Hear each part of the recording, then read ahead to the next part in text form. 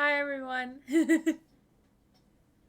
Y'all are talking about Dragon Ball Z, and I have no idea what it is.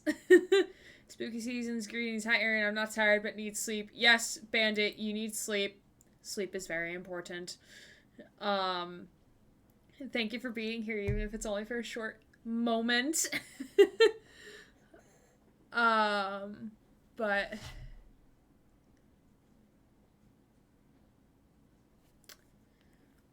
it's okay. I don't know about it either. That's okay. Hi everybody. Happy Monday. How was y'all's Mondays? Sleep is for the weak, and I'm a weak man. That is valid, though. I also love sleep. Um, but hello, Susie and Yolfador and Colk and Peachy. Tempest and Susie, thank you for the first and seconds. You're my favorite people of the stream today, but I love all of you equally. Um, let's see. Fun fact of the day: Pearl Harbor was canon in the Planes universe, which coexists with the Cars universe. So there was at least two automobile world wars. That is interesting to know. I've never seen Cars. Hi, Adrian. Hello, friend. How are you? Um, um, um, um, um. I remember nothing from last stream because this game was that soothing and Grace reading voice was soothing. I fell asleep. I'm gonna take that as a compliment, Susie. I'll give a quick recap momentarily. Um, um, um, um, let's see. I'm skipping all of the Detroit Become Goku conversation. What is sleep? I don't know what is a sleep. My friend's online name is Planet Vegeta and it's called Nabgetta. Oh, funny. Queer word of the day, Eggy, rat call. Oh my god, y'all. Did a podcast episode last year. My co-host brought up that there is a pope in Cars, so Cars canonically has a car Jesus. Oh my god, that's so great.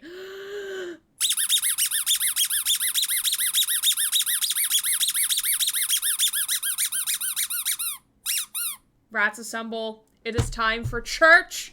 And by church, I mean queer word of the day. And we're gonna unpack some Pokemon Redeem Stream 2. Redeem Stream Part 2. Alright. Welcome to Queer Word of the Day. Rat Church. That hits my monkey brain in the right way. I am so happy it does. The Holy Rat, yes. Alright, if you're not familiar with Queer Word of the Day, we have this cool book. And we open to a random page. And with my somewhat still hurt finger, we do a very light thwap here. Okay. Ow, that hurt my fingy. Today's word of the day is queening out. It is an idiom. It's an idiom for heightened emotional behavior or fits used in a sentence. He was queening out just because he saw a rat. He saw me and queened out. Love that for us. He saw a rat. It's New York. Get over it. Want more info? Thinking acting melodramatic. It is also another term for the act of a queer male exaggerating femininity. Used in a sentence. I am ready to queen out for Troy's birthday. The theme is glitter and gold. Want more info? Think femming it up. Sounds like Mary, not gonna lie. Oh, yes, it's definitely Mary. Oh, book, please don't fall off the table, please. Stop it. Stop it. Thank you for the redeem of Queer Word of the Day. Susie, I saw that you redeemed Pokemon cards. I do not have the new box of Pokemon cards, because it went somewhere else. It went to the leasing office. I'm like, why the fuck did it go to the leasing office? I don't know why it went to the leasing office. It's very picky on when packages will go to the leasing office versus, like, my actual apartment. I don't understand. No, sorry about the finger. Yeah, I accidentally, like, I didn't slice it, but, like, it kind of sliced. It's not a paper cut, that's for sure. But it's, like, it's still hurty. Made work difficult today. My dingus hasn't shipped yet, and I'm kind of worried. Don't be worried, because, like, they may have dropped them off at the post office, but the post office may have not done them yet. Because mine hasn't shipped yet either. Babe, wake up! Aaron Green went live. Hi, Ellie, welcome on in. Alright, just dropping by to say hi, as I'm about to indulge in horizontal positioning for approximately 8 hours since I got some early morning stuff this week. Have fun, Adrian. I appreciate you, my friend. God stepped on these planes, and the first words he spoke were, "Let there be rat." Yes. I want a pet rat. Rats are apparently, like, too good to get, like, 2 or 3 of them, because they're social animals. Ryderback made you want to be feminine. Oh, no. Queening out. So it was 2 different definitions for the word, or for the phrase. So the one is by being melodramatic. The one is used in a way of, like, femming it up to make it more feminine. So it's 2 different definitions for the same word or same phrase. Your dictionary is Merriam-Webster's. No. It's different. In my case, my dictionary is Oxford. Yeah, considering there was 200 stickers, that's a lot. Don't worry about it. Corium whispers. Yeah, they get lonely. I have to go make dinner. We're having rice and General Tso's, but I love you all. I love you! Susie, pick a number between 1 through 10. I need that book to be honest to open up Daddy page again. Susie, if you message me, like, right after stream, or, like, message me now, and I'll do it after stream, I will send the page to you. Thought you picked 9. Nah.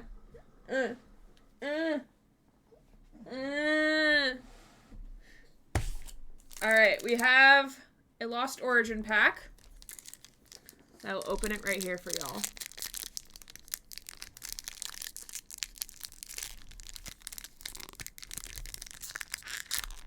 Your haircut is gender. I did not get a haircut, but thank you.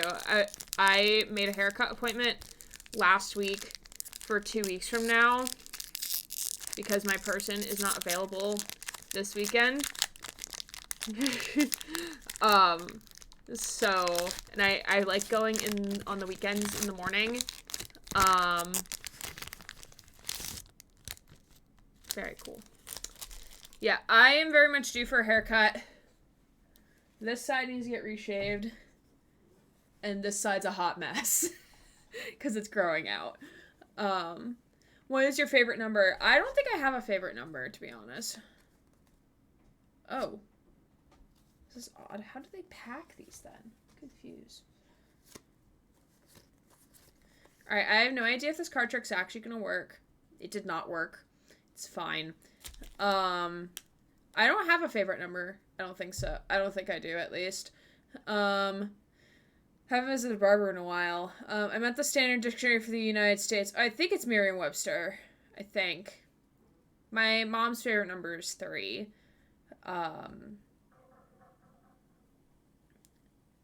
Mine is 3, and I remember hearing Brian say 3 was a lucky number, and I said out loud, why? That's fucking stupid.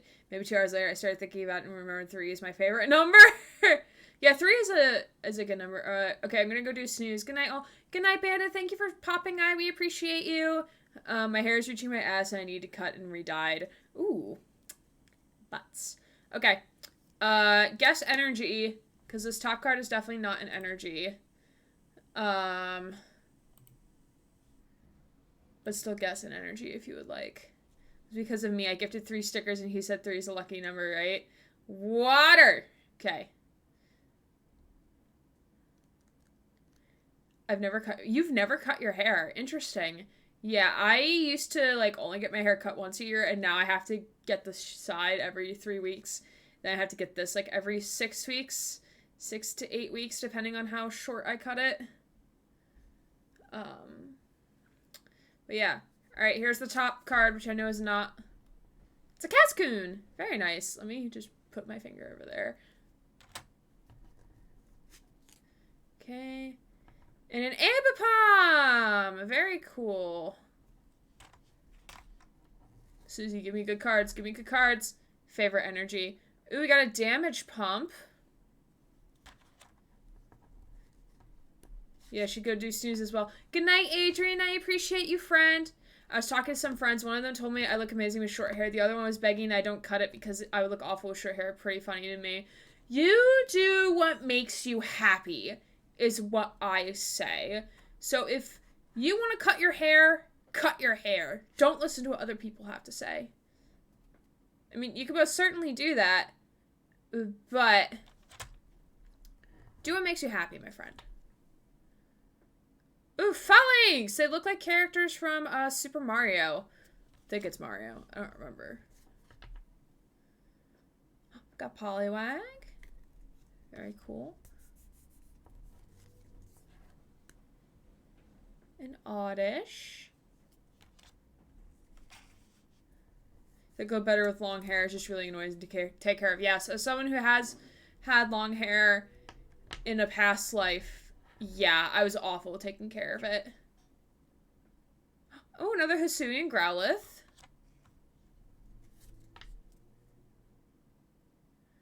Oh, look at that Lickitung. Look at him. Ooh, hello. Reverse Hollow Gloom.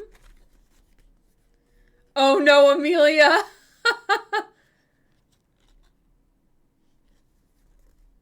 Okay, I'm gonna show the energy first. The energy is Dark type. Oddish and a Gloom. Yeah, we don't have one of the evolutions though. And then finally, a Comfey. Very cool. Thank you for a very nice pack of opening cards. Please don't redeem them every stream because I can't keep buying them. Unless y'all want to trade or something, or I could give you cards. Oh, is he gonna do it? I won't. Oh, okay, cool. Thank you for the redeem, Ellie. Alright, let's dive into some Citizen Sleeper, which I've been very much looking forward to since the last time we played it on... When did we last play it? Last Tuesday?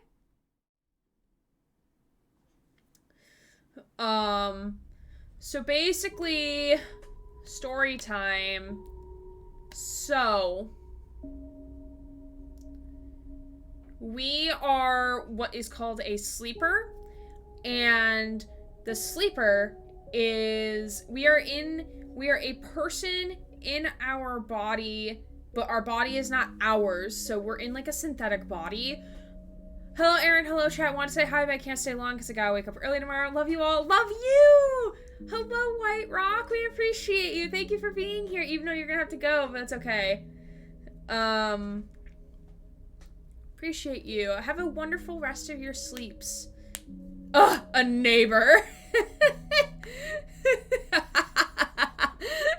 A neighbor. Oh my goodness. Hot Sauce is a big cinnamon bun. He is a big cinnamon bun. We love Hot Sauce. If you don't know who Hot Sauce is Josh from Watch Dogs 2. Adorable bean. So we are a person who is in a body that isn't ours. It's a synthetic body. And have a good stream. Thank you. Have a good night, my friend. Still pretty early in my time zone. This is weird. Oh well. I mean, for me, it's only 7:14 p.m., not a.m. And we were a part of this corporation, and we got out of the corporation, but the corporation was the reason, like, how our body was able to stay alive, and now since we're no longer with said corporation, our body is slowly dying. We escaped from this evil place. There's others that allegedly escaped as well, but we're not with them. We don't know where they are. So we're on this, almost like a Halo ring, but it's like a ring that's like a space station at the same time. And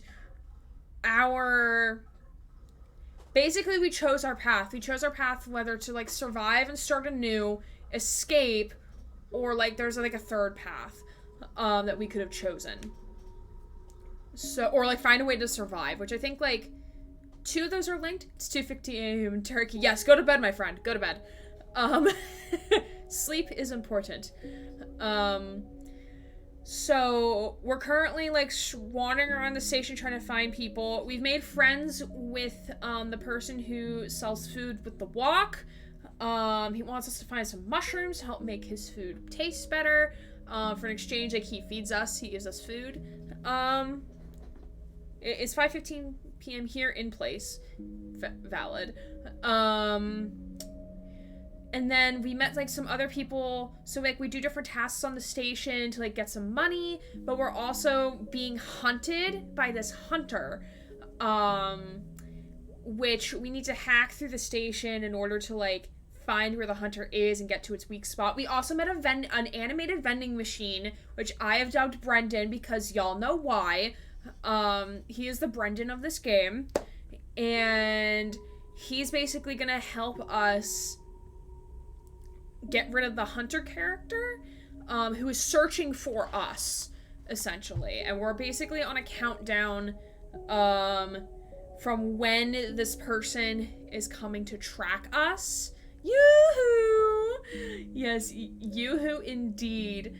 And we also did find a doctor, and the doctor can give us medication for our, illness, but we're not gonna go there, like, all the time, because, like, it's not that needed. Alright, I think we got all caught up here. Alright, I forget if I had to do anything else during this cycle. I should have written it down. I am going to try to start writing down, like, notes for, like, each game episode we play. Yes, this is a Star Wars themed notebook. I got it from Aaron Condry, which is where I get, like, excuse me, where I get, like, all of my planner shit. Thanks for the recap, of course. If I ever forget to do a recap, or if you ever have questions, just let me know. I need to start remembering to do that. Okay. So, what is here? Skill upgrade required, okay.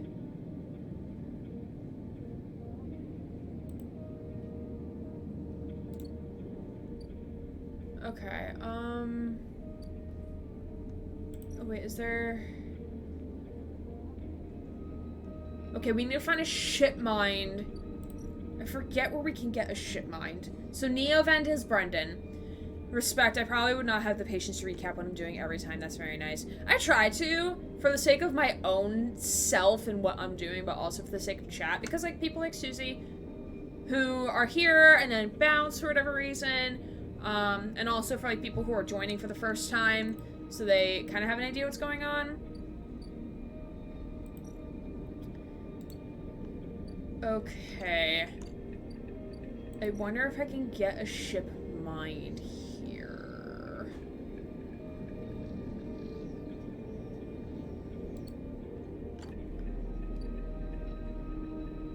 Buy or build a ship mind.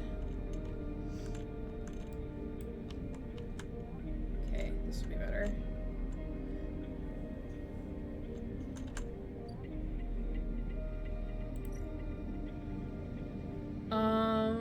Okay. I'm just trying to get my bearings. So we have 4 actions that we can do. Oh, yes, we're gonna want to get food. We have enough for food.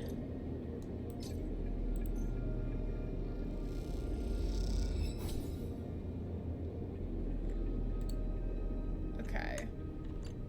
Then this is the ramshackle lower deck. Okay, so we can help out there. What is here?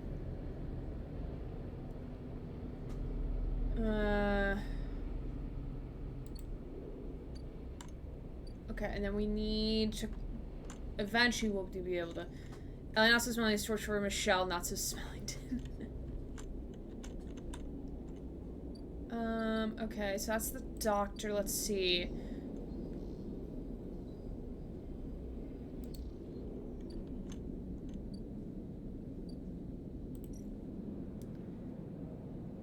Okay. Let's go under the deck.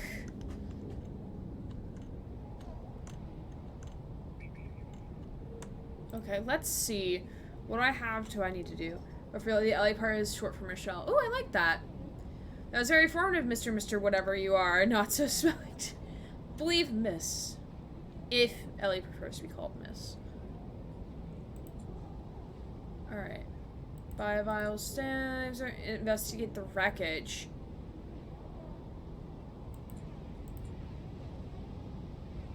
Miss, that's what I figured. Okay, extract the past. Have Haven Age agent to get a cipher. Okay, that's what we want.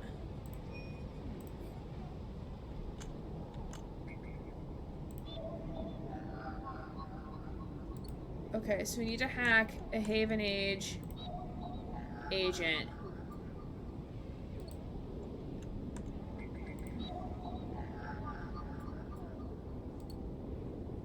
I might not have...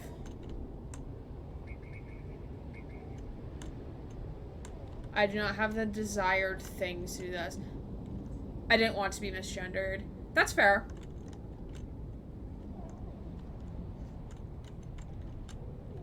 I don't think Tempest was trying to misgender you. They weren't sure.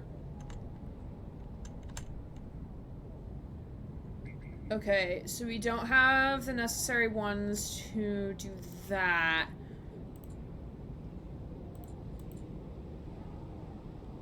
Oh god, there's so much to do.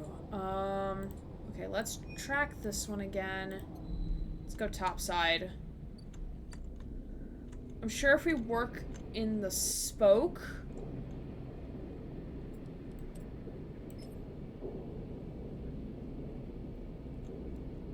Tangle network of surface patches. This should give us money. No. I hate that. Sorry, I don't want to make you feel uncomfortable. I don't know if a pronoun neutral term for Mr. and Mrs. anyone does here. There is one for... There is mix. But some people don't prefer it. I mean, like, I'm very indifferent about it. I just prefer being called Gray. That's what I tell all my students to be called. But names on profiles are usually best bet. Always call someone your liege.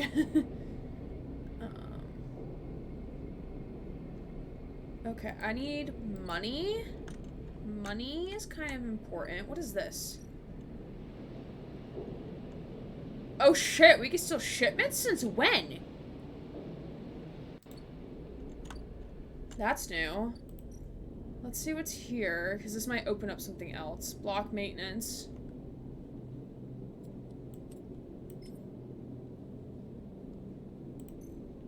Let's see. Ah, shit. Okay.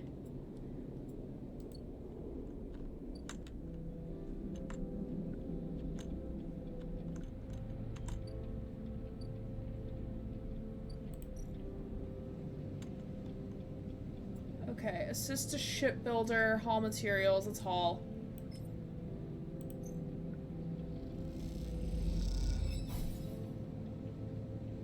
Ah, shit, okay.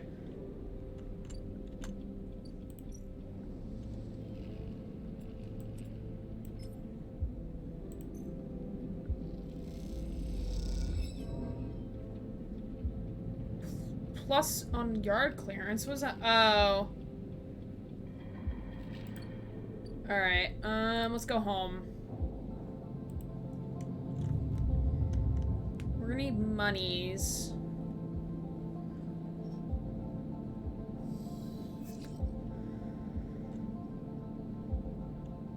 Okay. So we need more food.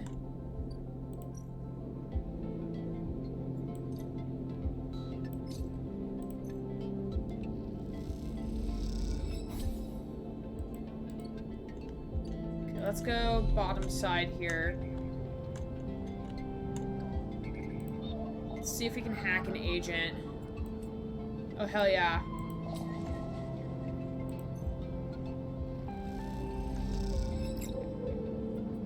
Ooh, data and cipher. Okay, cool. Let's go here.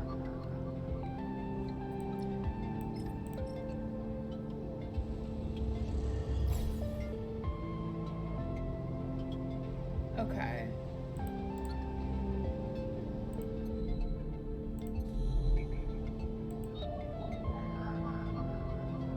Slot ripper worm, okay.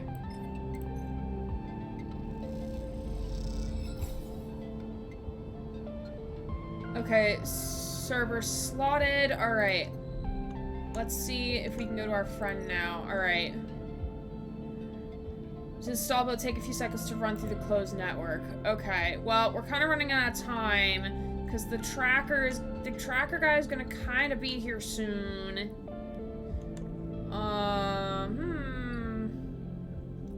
Crap, my headphones are dying. Let's hope it'll last me long enough to at least get through the stream. Oh no, how are they dying? Okay, I need to make money. I need money. Can you get money doing this?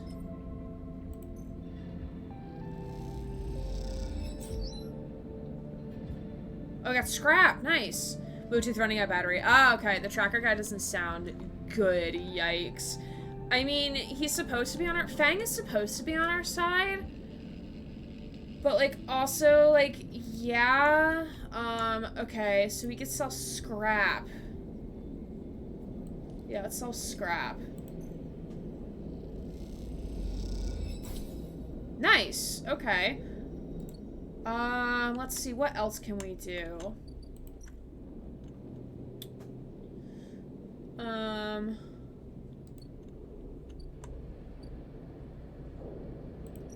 Let's see. Steal a shipment.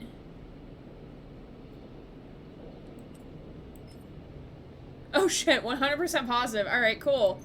Steal shipment.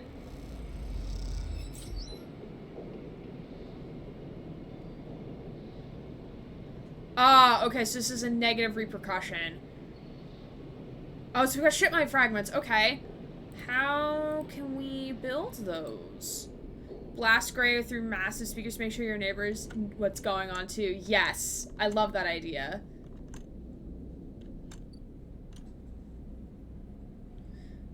Wake my baby sister up too. Thanks for the suggestion.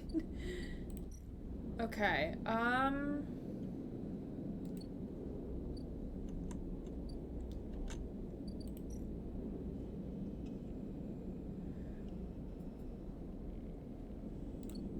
A few tools and a few more fragments. Okay.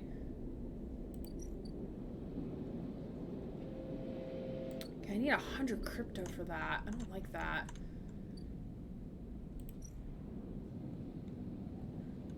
Alright,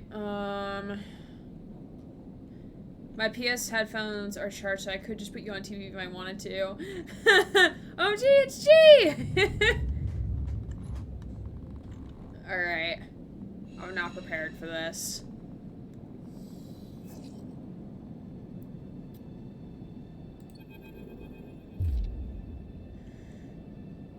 Hold it there, sleeper. Comes a voice from behind you. Don't you run. Well, first of all, I love his character design. Ethan! Ethan? Ethan! Ethan, I didn't realize you fucking dyed your hair. Ethan! I love his shirt. I love his vibe. Ethan! Okay, but where's Winters? Where's Winters? We need Winters. Okay, we're gonna stay still. Good, good. Hand pats your coat down. You know your master's voice. Master? What? I should've fucking ran. I should've fucking ran. I'm regretting my decision right now. Sir Ethan has this feral. I mean, all of the okay, to be fair, all of the character designs in this game have been, like, top tier. They've been so good. He's wearing a wide smirk and a slick jacket, and you immediately know he is terrible news. You got all the way out here that stayed put. He laughs a cruel laugh. That's a sleeper thing. Your my first. You barely hear him. You've noticed the handgun he has leveled at your chest, and it's hard to take your eyes off it. Reaches down with his other hand and slips some kind of ring out from a belt loop without taking his eyes off you, making it to the eye, though. That's pretty good. This place isn't so bad. Bars, markets, people. Pull most of my contracts out of the asteroid caves or off the godforsaken moons. He splits the ring into 2 perfect circles. It's hard to hit civilization where there's so much space to pass through. We just met Loki. Want to see Brian wear this as Ethan. Oh my god, yes! That means he has to dye his hair, though. Bleach it blonde. He's the character you hate to love. Every fandom has one. Oh, yes. I love him, even though he's absolute trash. Who are you? Just a freelancer on a contract. He reaches over to slide the rings around your wrist. Go easy. Make a break for it! See a chance the moment his eyes leave you to watch the rings. You spin, knocking him away and sprinting down the corridor. Then a shot rings out, echoing off the metal so loud it hurts your ears. A bullet hole smacks in the wall beside your head. You freeze and Ethan closes the gap. This is a very boring routine. Trust me. I've seen it all before. He slips the rings over your trembling wrists. Ethan nudges you to start walking to the ship and home. He whistles. Going easy. You stumble down the corridor. Your hands behind you, your mind racing. We can do you. Who hired you? We can work this out, or please stop. Do you think Brian could pull off bleached hair? I could see it. Can we? I don't see much in the way of assets in your possession. Ethan yawns and continues to nudge you down the corridor. Shame to come all the way out here just to head back to Essenarp right away. That track of yours makes this too quick. Was hoping you put more of a chase, you know? A running battle through the bright market, maybe. Or a holdout in the low end. There's a few establishments I'd have enjoyed checking out while I asked around. You walk on in silence for a little longer, desperately trying to think of a way to escape. That Essenarp tracker would be the death of you. I have an idea. Ethan interrupts your thoughts. How about all the way back to the ship we stop for a drink? I'm buying. He laughs at his own joke. I have a better idea. This better not be one of those where you get a dramatic pause and then try to jump me, because I'm pretty tired of that. Although, muses Ethan, got myself thinking, what's the rush here? Here we are in one of the most lawless joints in the surrogate systems, and we are heading for exit. He pauses, and you trudge on in silence. Okay, here's the idea. Ethan. You and me make a little agreement. Here are the terms. He turns to you to face him. You run or leave, or try to abandon the eye. I shoot you, you plot, or scheme, you try to kill me. I shoot you. But, he smiles, you come meet me at an establishment of my choice every few cycles and you pay me my tab. I don't shoot you. He pauses. You don't pay my tab? He rattles his handgun. You get the idea. I get it. Okay then. That sounds to me like a deal. He stretches. You know, I really thought I was going to have to kill you. This is so much better. Oh, we're literally paying him out. This is funny. I mean, Ethan Winters are bounty hunters. This is technically Ethan, too. I know 2 things about this man. He pisses me off and I would protect him with my life. He clicks something at his belt and the rings release from your wrists. I'm going to see if I can find my old stool at the Compressor Club. Come see me there. He aims the handgun at you, squinting down the sight. Just let me remind you, that body of yours is one big tracker, so don't even think about leaving the eye. I'll know. Ethan turns and strides down the corridor, slipping his handgun away. The mix of relief and terror you feel is overwhelming. What are you going to do? Ah, fucking Christ. Alright, so we need more food.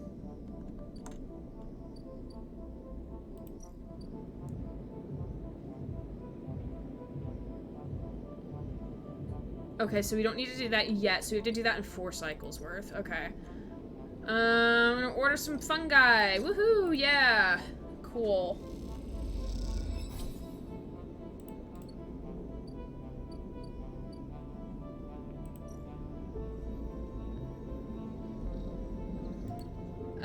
Sorry for being off topic. What does the affirmation card redeem? Oh, I pull an affirmation card from my deck of affirmation cards, and then I read it to you. It's like positive vibes. Why are you 100 crypto? Why are you 100 cryo? I don't have that kind of money. Bruh. So we gotta keep us alive and pay him. Yeah. Yeah. What I need is to get money.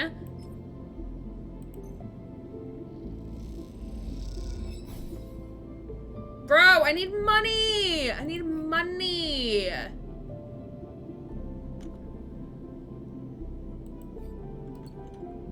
Fill him with gold! Oh, that's pretty cute. Thank you.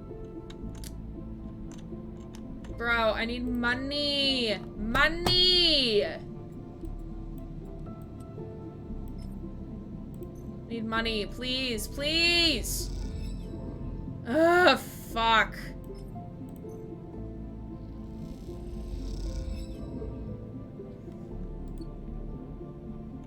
Bro!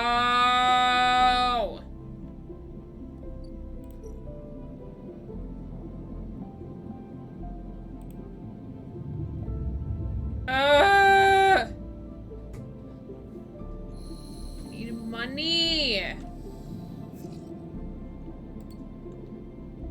Okay. Sir, feed me. Need money.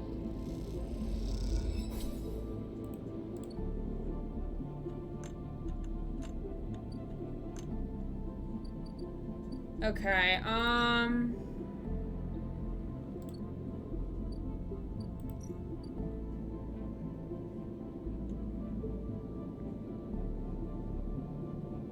okay,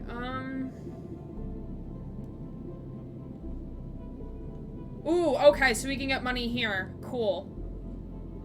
Wait, is there anything else I can do first? Can't do that yet.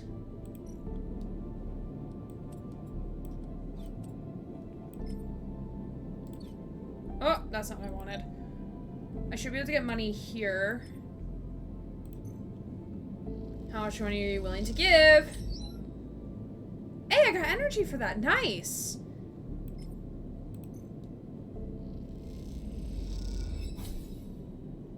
Perfect. Beautiful. Okay.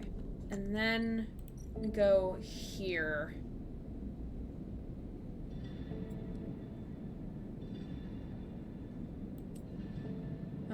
Let's do this.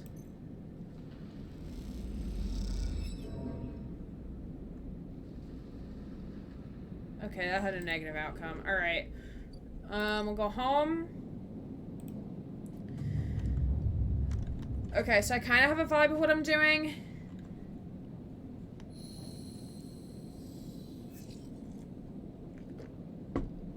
Oh, hell yeah. 2 more high ones. Alright, let's go see Fang. So you arrive, Fang comes striding towards you, taking you by surprise. Let's go, Sleeper. He puts a hand on your shoulder and turns you back the way you came. Go where? See Hardenhurst. He gives you a sideways glance. Isn't that what you were here for? He steps into the passageway, guiding you down ring towards the shipyard. Sorry for the hurry, but we have something of an opportunity. The data you ripped. Well done, by the way. He grins. Tells me Harden is making a rare inspection of the side reel horizon this cycle. It's a perfect chance to confront him outside of that compound he hides in. Fang takes a sharp turn out of a dimly lit side passage. Confront him? Zen! Hey, how are you? Welcome on in. Hope you are doing well. That's right. It's the perfect time. Fang slows and slips into a dark service tunnel where, somewhere in the black, a water pipe drips. It's him, Sleeper. The same Hardenhurst. Our worm ripped out decades of records that mentioned him by name, an entire trail of documentation for the first days of the Solheim collapse until now. He rode out with the whole thing, slipped into Havenage when it first broke out from the Union. He paced in the tunnel, a hand rubbing at the back of his head. I need you to understand something about Solheim, Sleeper. I don't know what you know about the collapse, but it wasn't an instant as it sounds. It wasn't like Solheim was here, running the station one day, and then next, Erland's Union took power. Back then, Solheim knew this place was slipping away from them, and as the Palladium market collapsed, they tried to keep the contractors here working. The pay got smaller, the costs higher. People like my parents were forced to work non-stop just to keep berth on the station and water in their tanks.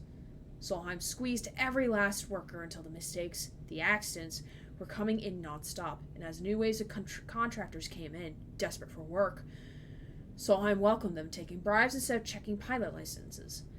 The whole time Solheim was folding up, dragged into court cases in the central systems, while the severed limb of a station still desperately tried to take it all it could.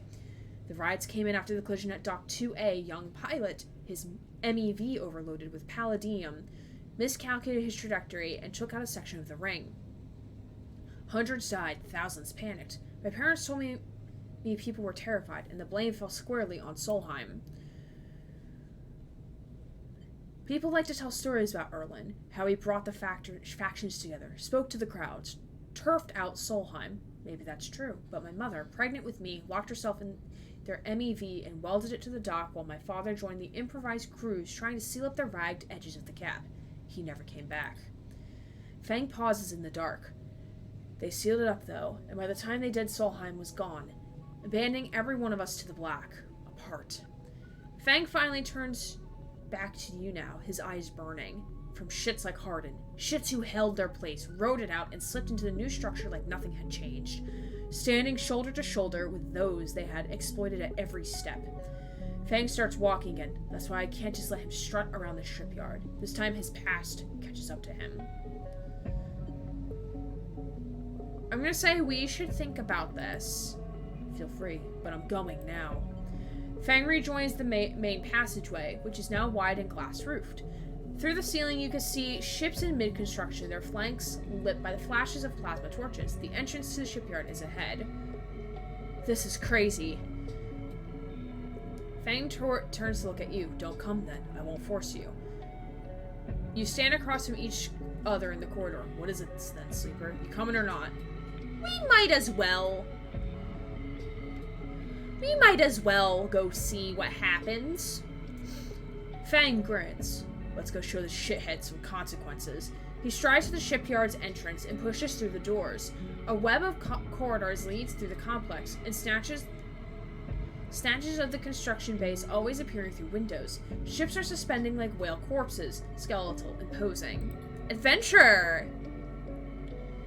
Fang seems to know exactly where he is going, and before long you cross into a huge dry dock locked to one side of the sidereal horizon. A network of platforms and scaffolding cling to the ship's hull, filled with workers and equipment. The sound is stretched out by the vast space so that the welding, cutting, and sealing seems to come from everywhere at once.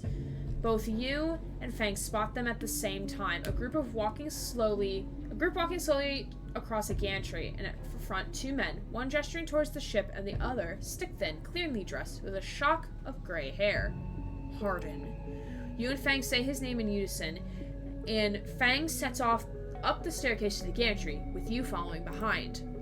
As you come to the same level, the group is passing closer, the foreman gesturing to the work being done throughout the dock, and Hardin nodding along. Hardinhurst! Fang shouts across the noise, taking you by surprise. His voice bounces and comes back in rippling echo. The figures turn. Oh! Okay, I like his character design. I want this jumper. Not gonna lie. Yes. Hardin acts quizzically, raising an eyebrow.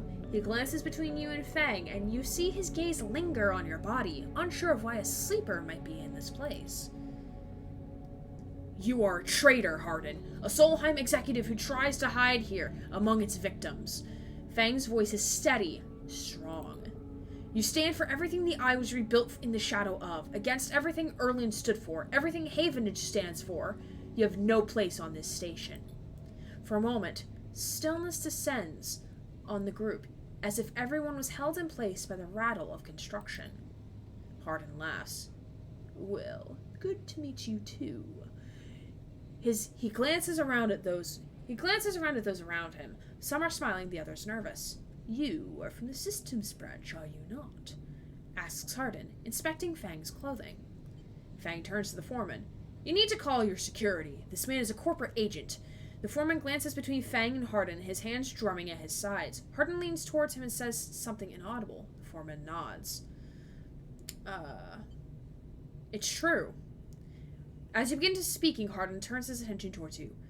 And what would a sleeper know about that? You accuse me of being a corporate agent. What are you, if not exactly that? He looks around at the group, who are already eyeing you with suspicion. You are a product of Essenarb. You have no place in the Havenage shipyard. Who knows what signals you are sending back to your makers? A murmur of approval runs through the group. Fang holds up a stick of memory. You guessed right. I am systems. And I have records that link you directly to Solheim right here. He turns to the foreman again. So once again, I'm asking you to take this man into custody of the shipyard. The foreman remains still. Hardin's voice is calm, measured. If you have such data, why hasn't it been submitted at a members' meeting for proper review? He shakes his head. I have nothing to hide, unlike a man who does not announce his name, who enters my shipyard with corporate property in tow, and tries to turn my own men against me. You hear it now, the echoing sounds of boots on walkways coming at you from all angles, and then settling behind you. Please, says Hardin, submit the data through the correct channels, then we can talk. For now, however, you must leave. He gestures behind you to the security detail, their hands on boxy black sidearms at their sides. Fang spits. Hardin, you shithead. Can't wriggle out on this one. The security officers draw their weapon and levels it. Fang turns and stares him down. Alright. I don't want Fang to die. I kind of need him to get, the tracker off me. Because who knows who else is going to show the fuck up. Calm Fang. You look at Fang. He shakes his head and puts a hand on your shoulder. Let's go, says Fang. And he pushes through security, heading back down the walkway. Once security has walked you out of the shipyard and nudged you back into the corridor, Fang picks up the pace. You try to keep up as he slips into the shadows of an entrance. Fang is grinning ear to ear. You know, Sleeper, sometimes people are exactly how you expect them to be. Something pings in his pocket and he takes it out. On the slate, a web of connection starts drawing itself out, stretching to a set of points around the ring. Got him, mutters Fang. What's going on? Hardin is doing what any snaky shithead always does, calling his friends. We are tracking his outgoing messages. Fang's grin looks ghostly in the uplight of the screen. The old ways are best. Spook them good enough and they'll give the game away. Oh, Fang, you smarty! He jabs at the slate and you see the web is being drawn over a map of the ring, lines bouncing from point to point. All these dots, these are Hardin's buddies, and ones he is messaging right now. And we are going to find them all. That was on purpose? A indeed. Of course, Hardin isn't working alone. We need the full setup or nothing. We need the full set or nothing. Fang glances around and slips the slate back into his pocket. We better split for now, Sleeper. This is exactly what we need. Good hunting. With a pat of your shoulder, Fang drifts away, back into the flow of people around the shipyard entrance. You watch him go, unsure whether to be angry or impressed.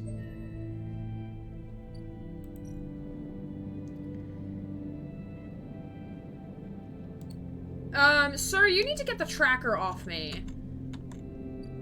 That is kind of required. Okay. So, we're gonna get paid some more, because we need money.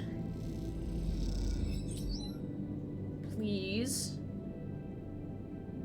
Nice, and that gave us energy, too. Cool. Don't know how that gave us energy, but it gave us energy, and I'm okay with this.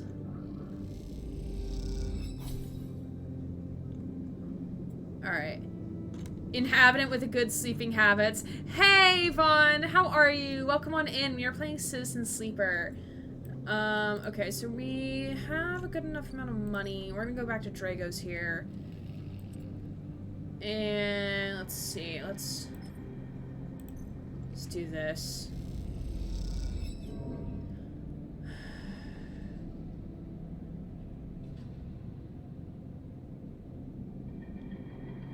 Alright, how do we... Okay, fine, whatever. Alright, wait, we need meds. We need meds first.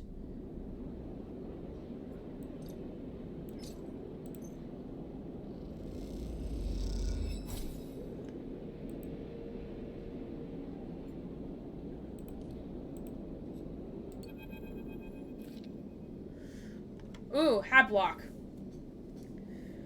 As you quickly leave the surgery, eager to be away from Toshiro's glare, you notice something wrapped around the stabilizer vial, clutched in tightly in your hand. You open your hand, and a thin film marked with holes and sigils unrolls from around the vial. At one end is a hard metal strip, a handle. Let's expect the film first. Well, I smashed my finger with a cement parking barrier, but I only smashed the fingernail and cut off some skin, so it could be worse. Just catching up on my D&D prep since I had to study for my midterms. Ooh, well, I'm sorry about your finger. I mean, I kind of hurt my fingy. I took my Band-Aid off because I got chocolate on it. But, yeah, hopefully your finger feels better. I hope your midterms went good as well. You hold the cloudy film up to the light. It is perforated with an ornate pattern of holes.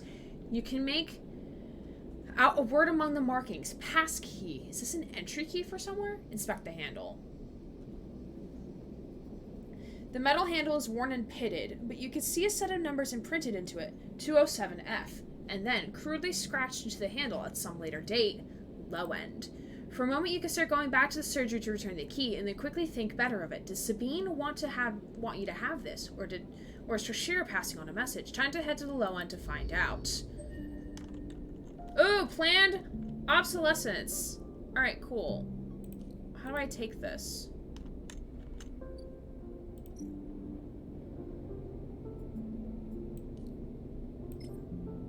Alright. My midterms went pretty well. I studied for a few hours, which is a personal record, and managed to scrounge up a B, but I'm happy with it. Oh, good! Yeah, like, I was never really much of a studier. Like, that was just not my thing. For certain classes, I had to. Like, for music history, I really much had to, but, everything else, like, I didn't really study for. We are proud for you.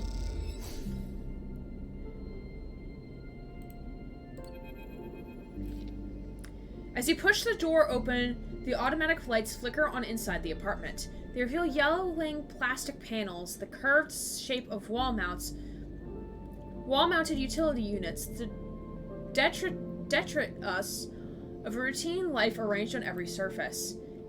You step inside, clicking the door shut behind. The amber light of the aging fixtures glaze everything with a pale orange. The work surfaces hold a variety of objects, indistinct of the dull lighting. A pale blue light drifts from a doorway at the end of the room. Go to the doorway.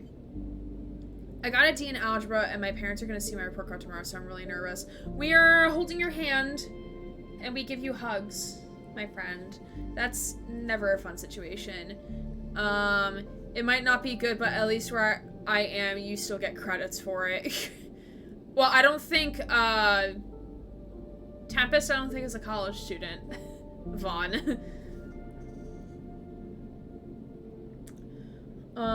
You cross the cramped utility room with its auto wash dispensers, water closet towards the doorway. Through the doorway is the dark, warm room lit only by a faint glow of a terminal screen. Approach the terminal. As you approach, there is a crackle from somewhere in the dark. Sleeper. Sabine's voice shakily echoes through the apartment. Welcome to my home. I'm sorry I can't be there. I have to make alternate arrangements. You hear the rattling noises, static. I was able to record this message, but I don't dare to show my face. Something is happening within Yatagan. I no longer trust them. Their voice becomes distant, slipping behind the background noise. I have something to ask of you. I want you to get me out. Yatagan were supposed to hide me, to protect me. And everything happened. I was desperate. Then after that, I was too tired to care. A noise, like waves, passes over the recording, but I'm done with them now. I want out. Screw the debt. But I need insurance, something I can hold against them. I have my suspicions, but I can't be sure. I need information. And, as you know, you need me. A pause, something clicking in the dark. This isn't a threat. You have to understand my position here. Another pause. I know sleepers. I have been here before. I can help you, but not with Yatagan's noose around my neck. Get me data. Get me information. Get me something I can use against Yatagan. Then I can get out and you can get what you need. Please.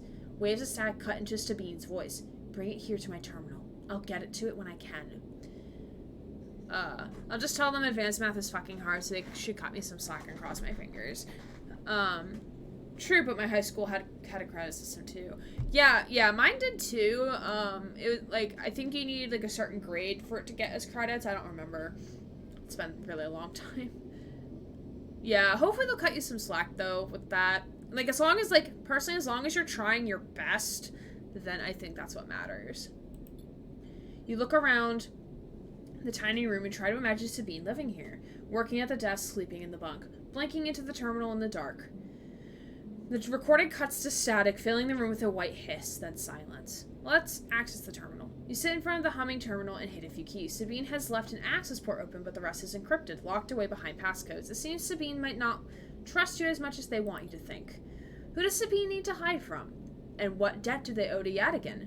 You try to assemble the pieces, but too many are missing. The only thing you know is that without stabilizer, your body will die. You glance at the briefcase on the desk, its glassware glinting in the dark. You turn away and leave, the door clunking shut behind you. Back in the corridor, you notice the scrawled graffiti of a blade on the opposite wall. Yadigan. You feel yourself being drawn into something you don't quite understand. Ooh, we have a tribe. Oh, that's a new thing discovered. Okay, but how do I take my meds? How do I take my meds? Ah, yes, here we go.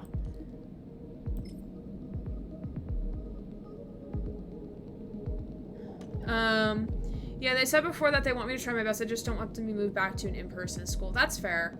I was happy my parents knew I was going to do my best in math. D was a common grade. That's fair.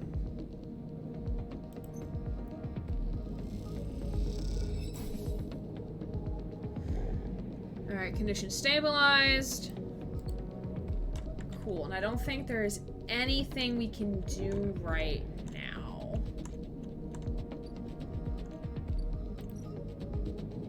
Let's end the cycle. How are y'all enjoying this game? I think it's a cool game.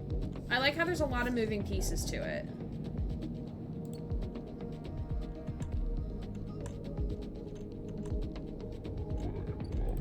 When do I need to give him food? Later. Not yet. Okay.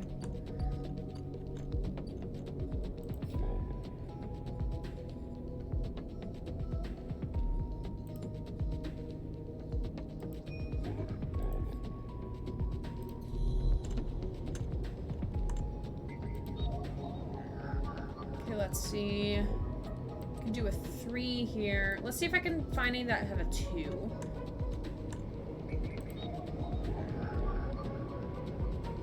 Okay, no.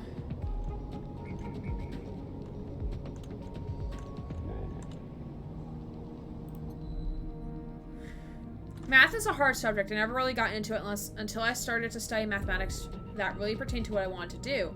For instance, I could never do trig until I started to study ultrasonics. You just have to apply math to something you're interested in and learn that side of it. Might not work for you, but it worked for me. Yeah, it's a little confusing, but I'm getting the hang of it slowly and I actually like it. Yeah, like, math for me just never worked with my brain. Alright, we're gonna... We do need more money.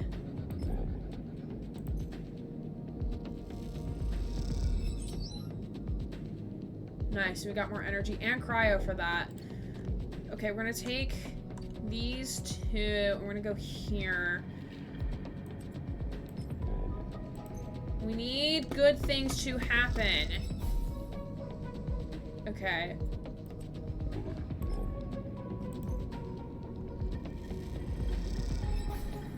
Bless. Okay.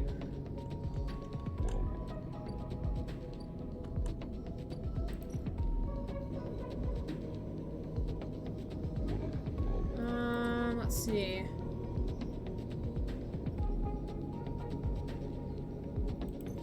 Let's see what happens.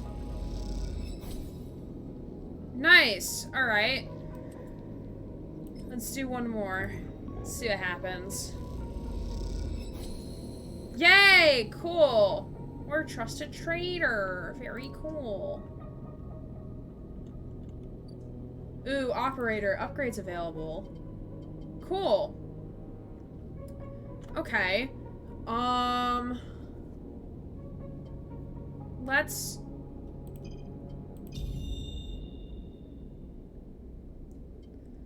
Okay,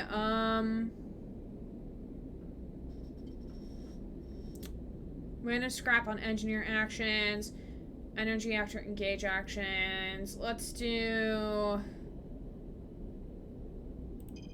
that one as well. Okay, cool. Yay, we did things. Yay. My math teacher's the best teacher I've ever known. Only reason I'm interested in the subject. That's fair. I still hate it took until I was in college to try to pass my GSCEs to get that damn C, a base pass for the UK for maths. For my math teacher to notice I had problems reading numbers. That's sometimes unfortunate. I mean, there's sometimes college students who don't get diagnosed with, like, ADHD dyslexia in the States until, like, they get to college. And that's, like, why they were struggling for so long. It's just the worst thing ever when you genuinely enjoy a subject but you hate the teacher for it. Yeah, that's also the worst. Okay, what is here? Warp fabricator. Fabricate ship mind. Ah, we cannot do that yet because we don't have ship mind fragments yet. Okay. Alright.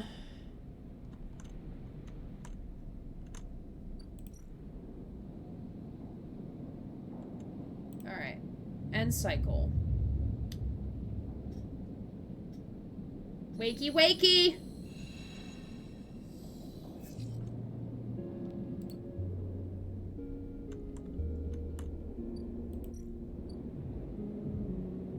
Oh god, dude!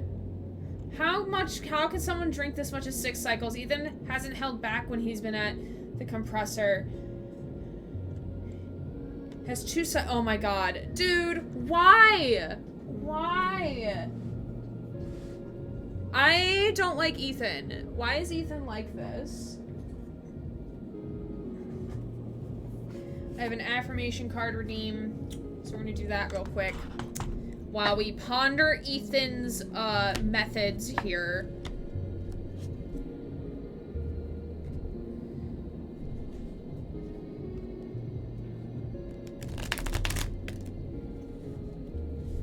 I'm shuffling it once. I'm gonna do a little thingy thing.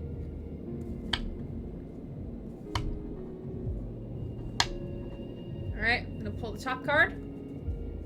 They're also very pretty cards, by the way. This is your affirmation for today. A flower doesn't think of competing with the flower next to it.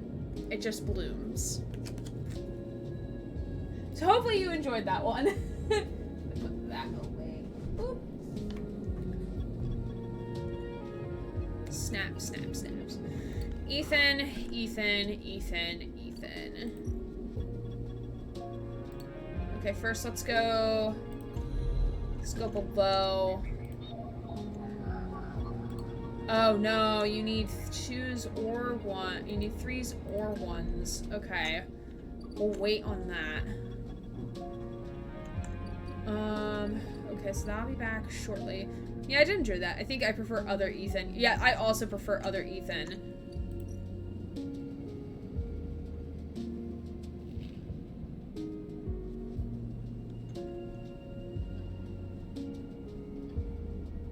Okay,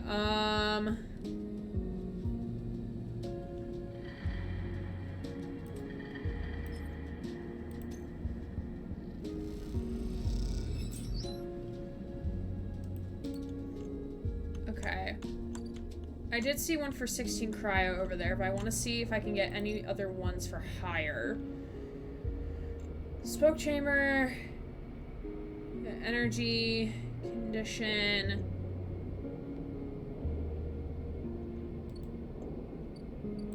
Just seeing. Ooh, so we could get cryo for this. Nice, we got cryo. Nice. Holy shit, one of my local aquariums made 2-hour lo-fi videos with the shrimp just chilling on a rock and I'm living for the moment for the first time. Oh my god, I love that. That's so awesome. I have yet to, like, go to, like, any aquariums or zoos down here. I need friends in this area. Susie, you need to move down here. Now there's 2. Oh my god, I love that. Is it like a live stream? Or no, it's a video. Okay. Love that for you.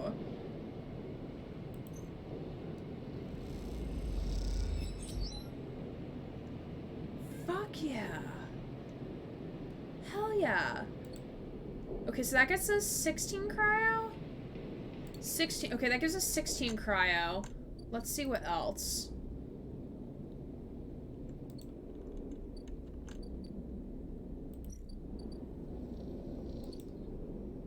Okay,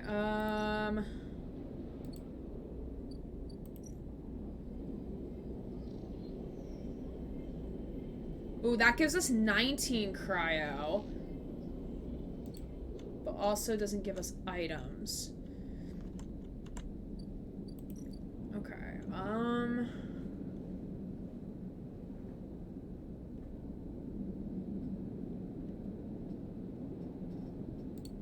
I'm looking for things that get me money, because I'm gonna need money to pay off this guy. Okay, do I get money for you? Ooh, okay, I do get money from you. Okay, it's not as much, but it's okay. Then we have to wait for him, and then what's here? Okay.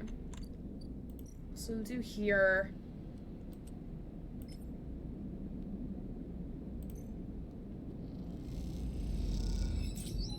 Hell yeah! And then I'm on my way. They do have live stream, but this one is just a video. Ooh, that's so cool though. Okay, I want to do something with the 6. I think, was it trading? Yeah, it was stealing items. Random items. Yeah, I want random items.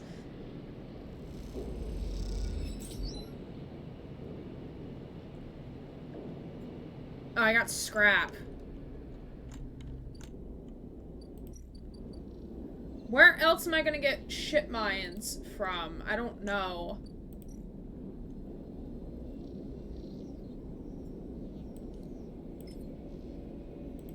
Let's see what okay, I'm only gonna sell 1. Not 12 crowd for that. Alright, cool. Alright, I'll pay him tomorrow. How's that sound? I think that sounds okay, right? Right. That sounds fine, right?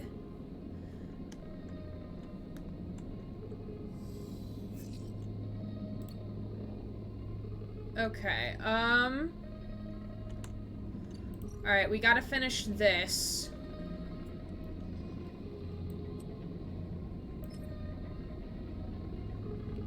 I could do this in both shots. Let's see what happens.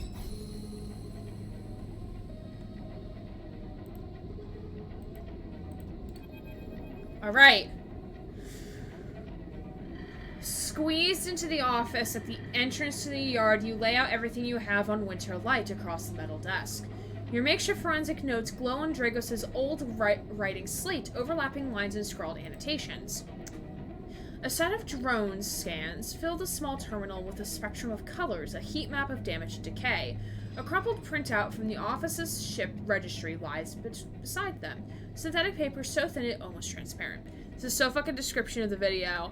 Whether you're working on a shrimp-important deadline, tackling a shrimp-possible task, or just shrimply looking to krill out for a while, here's 2 hours of spot prawns, in fact a large shrimp, Pandalus platyceros, to help you work, study, relax, and vibe in a crustacean relaxation station filled with lo-fi hip-hop beats. I love that. That's so good. Let's look at the slate. Your attempts at the reconstruction of the winter light before its fatal accident consists of a series of overlapping sketches and diagrams, showing possible layouts and configurations of the gutter cutter. This is no off-the-shelf model. It was heavily modified, parts replaced with inventive configurations, the new retrofitted into the old, handmade joints and reconditioned filters. There's someone's pride and joy, a lifetime project kept running with care and intuition. It also contained a set of hidden compartments. You missed them at first, where the hole had been thickened. The corners rounded to disguise the change, but they are there. Look at the monitor. Reactor failure. This is the verdict that anyone... Oh, excuse me. Also, does anyone want to guess the candle I have burning?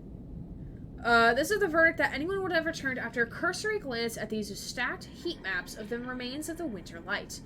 On the terminal screen, the ship is shown in section, blotches of color marking the approximate damage the ship sustained. Dominating the view of a single blood-red rose, radiating from the ship's fraction drive. A simple story, a catastrophic failure of the drive core, leading to a fatal hull breach. A well-documented failure, likely brought on by wear or misuse. Candle flavor. Did I say flavor? I really said flavor, didn't I? I'm so sorry. But you aren't looking at the rows of reactor. You're looking at a smaller, paler mark, one that might be easy to miss at first glance. It is thumbprint-sized, delicately placed over the control servos for the ship's main external airlock.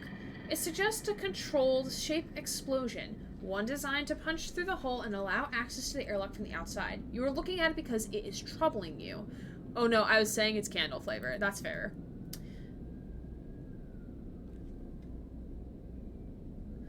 A plain list shows the registration history of the Winter Light. The gaps between the entries tantalizingly opaque. Its first registration was a couple of thousand cycles ago on this very station, logged at the central hub. From here, the registry tells the story of a busy ship, one that rarely stayed on the station for more than a few cycles, and often took on voyages that kept it away from the eye for up to 100 cycles. The Winter Light got little rest. An old ship, many cycles under its belt, carefully maintained. The reactor failure preceded by a carefully concealed external entry. A suite of hidden compartments tucked away. This was the Winter Light, and this was its story. But that's not the full story, because there's something else. It is a little more than a list, a tiny chunk of data you were able to pull from the ship's system. The main systems were fried, of course, but the Winter Light had a separate system, one tucked away in one of its hidden compartments. Armored. Air-walled. This list, the only recoverable piece from the whole system, is a partial inventory. It details the contents of a hidden compartments. Some of it you recognize, some of it you don't. Ship remind ROMs, shimmer, cryo chain codes, and then one final entry, passenger, sleeper. You stare at the list on the terminal and try not to think about what it was like arriving here, in the cold for so long, half frozen in the freight container. Had this sleeper been smarter, luckier? How have they convinced the Winter Light, a smuggler's ship if you ever saw one, to extract them from the SNR? Luckier, you laugh. There had been no remains found in any of the Winter Light's compartments. You had checked. They weren't so lucky, you guess. Not in the end. He holds up a vial of stabilizer to the light. This is all you find in their compartment. A parting gift from SNR. Well, it won't go to waste now. You put it back in your pocket. The thought still bothers you, though. 2 ships carrying sleepers coming into the same yard. 2, one after the other. That feels wrong. You flick back and forth between data sets on the terminal, thinking. And you see that thumbprint again, the mark of someone trying to get in. Someone who entered the Winter Light with precision and speed, and when they were done, left the reactor to clean up the rest. The thought of that person makes you shiver. Hey, Dragos, you scared me. Suddenly the office door creaks open. Dragos stands in the doorway, staring at the equipment and notes you have assembled. What is all this? He snatches the slate from the desk, faster than you realize he could move. You run an investigation here. What am I paying you for? You're paying me nothing!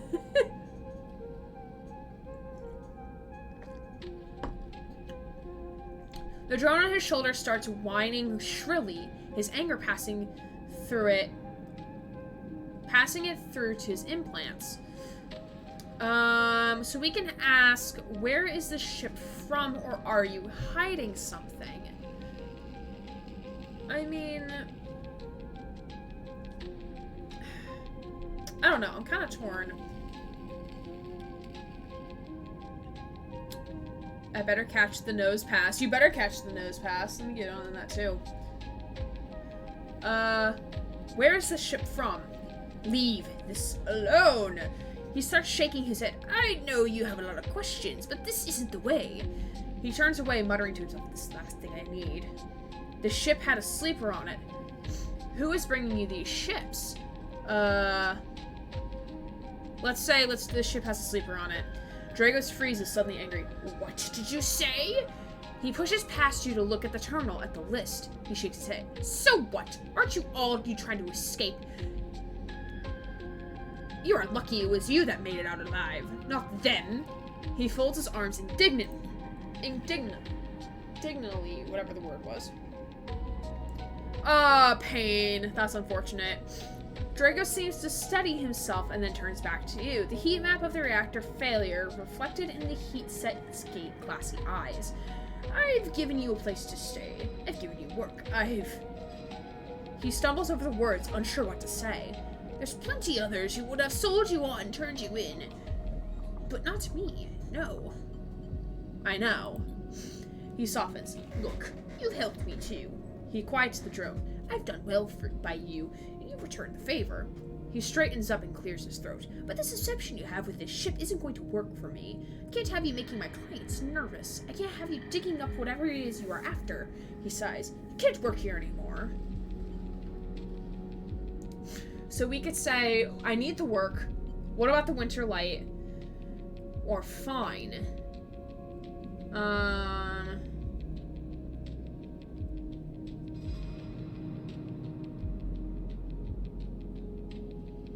We'll say, what about the winter light? He reaches over and switches the monitor off. Forget about the damn ship. You have enough to keep you up. Dragos reaches across you and flicks off his terminal. As the light of the monitor dies, a kind of eerie calm falls on both of you. Whatever it was done. You made it out, Sleeper. That means you have to move on. I need the work? Oh, yeah. So he is a little nervous around us for some reason. So we can ask, someone killed that ship and its crew, or what if they come for me? I'm gonna state the obvious. Someone killed that ship and its crew. And you want to meet them? He shakes his head. We are done here. In the dark, Drago's headset glints, and you wish for a moment you can see his eyes and meet them. Maybe then he would understand. You get up from the desk and Dragos gathers the notes, stuffing them into a pocket of his overalls. He holds the door for you, his headset as expressionless as always. You could stay in the container. I won't take that from you. Don't come back. His tone is final, definite, with an edge of disappointment. You walk out of the office, and then out to the yard, not stopping to look back. You leave the yard, thumbing the vial in your pocket, knowing that this at least guarantees you a little more time. Bailey! Hey, welcome on in! Thank you for the redeem of hi, friend. Hope you are well. Yeah, we just got scrappy. I thought this is scrappy yard. I was like, haha, that's funny. And as you walk, your mind once again drifts to that person who killed the winter light, and whether or not that person will come for you. Alright, fellow traveler, we got an update. Alright, cool. Okay, so we have more things. Alright, let's go pay this guy so he doesn't bitch and complain.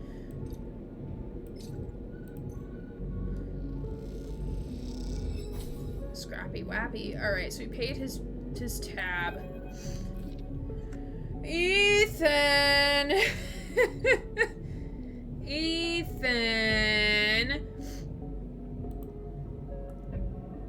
Can't believe you just did that.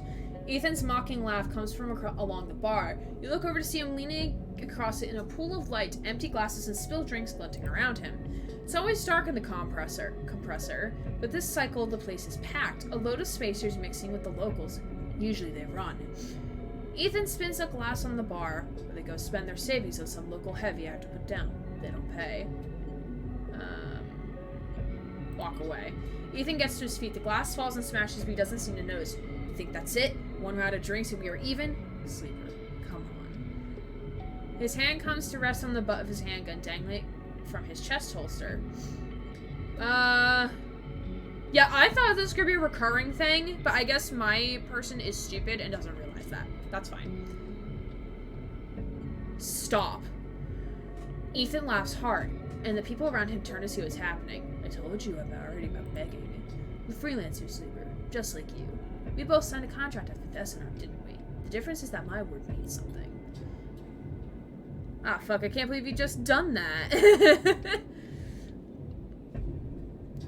He closes the gap, stumbling a little. What did you think? You could just run away from your contract, your debt. You could just steal that natty little body of yours and take it for a joyride. Play human for a cycle or two. I'm nothing like you, or you don't understand. You don't understand. It's you, Sleeper, that doesn't understand. Some of us pay our debts, but it's all in the harder because of idiots like you.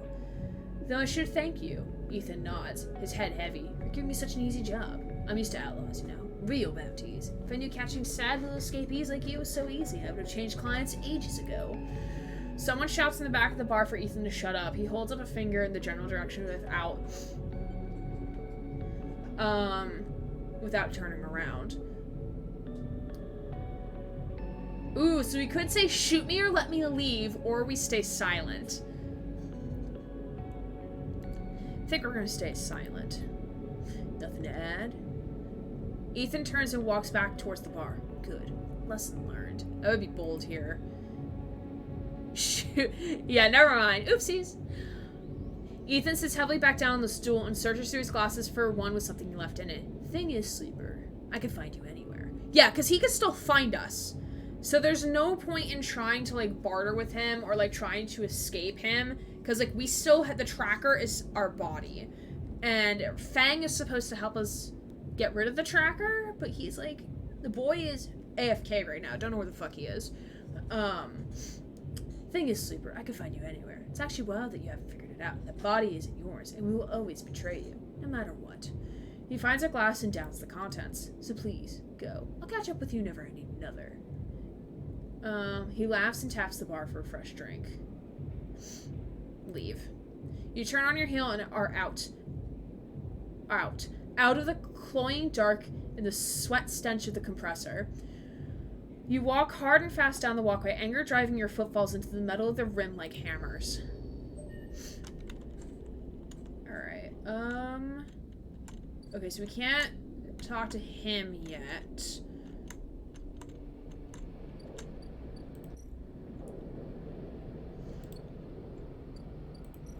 Okay, money can be done here. I do need food. Boy, be gone. We like Ethan, but we also hate Ethan. Very much hate Ethan. Okay, can I go for these? Nah, I don't think I have the right points for it. Yeah, they're all gonna be 1 or 3, and I don't have them.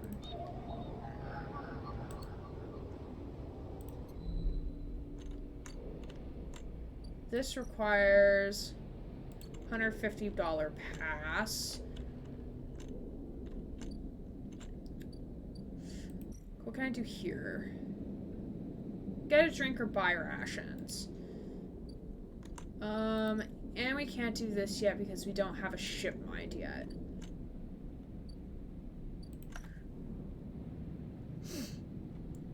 Okay,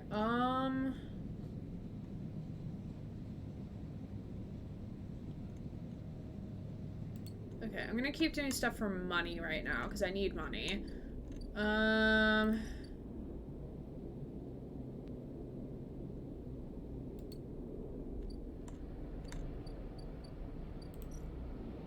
Okay. Let's...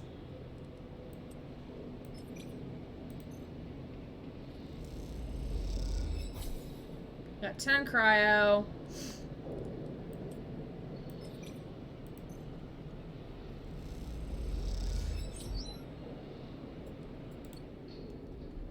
I think I do want to start, like, trying to scale the spire. Or spoke climber thing.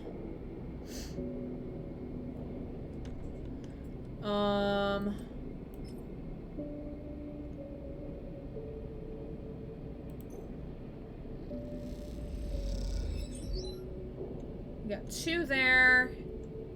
And then...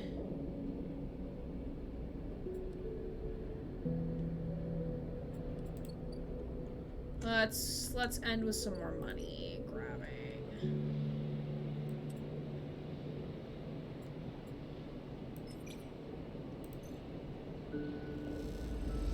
Yeah, I'm really glad I got the thing where we get more perk transfer and intercept. Nice. Cool. Alright, cool. Alright, so we are gonna want to go sleepy sleeps now.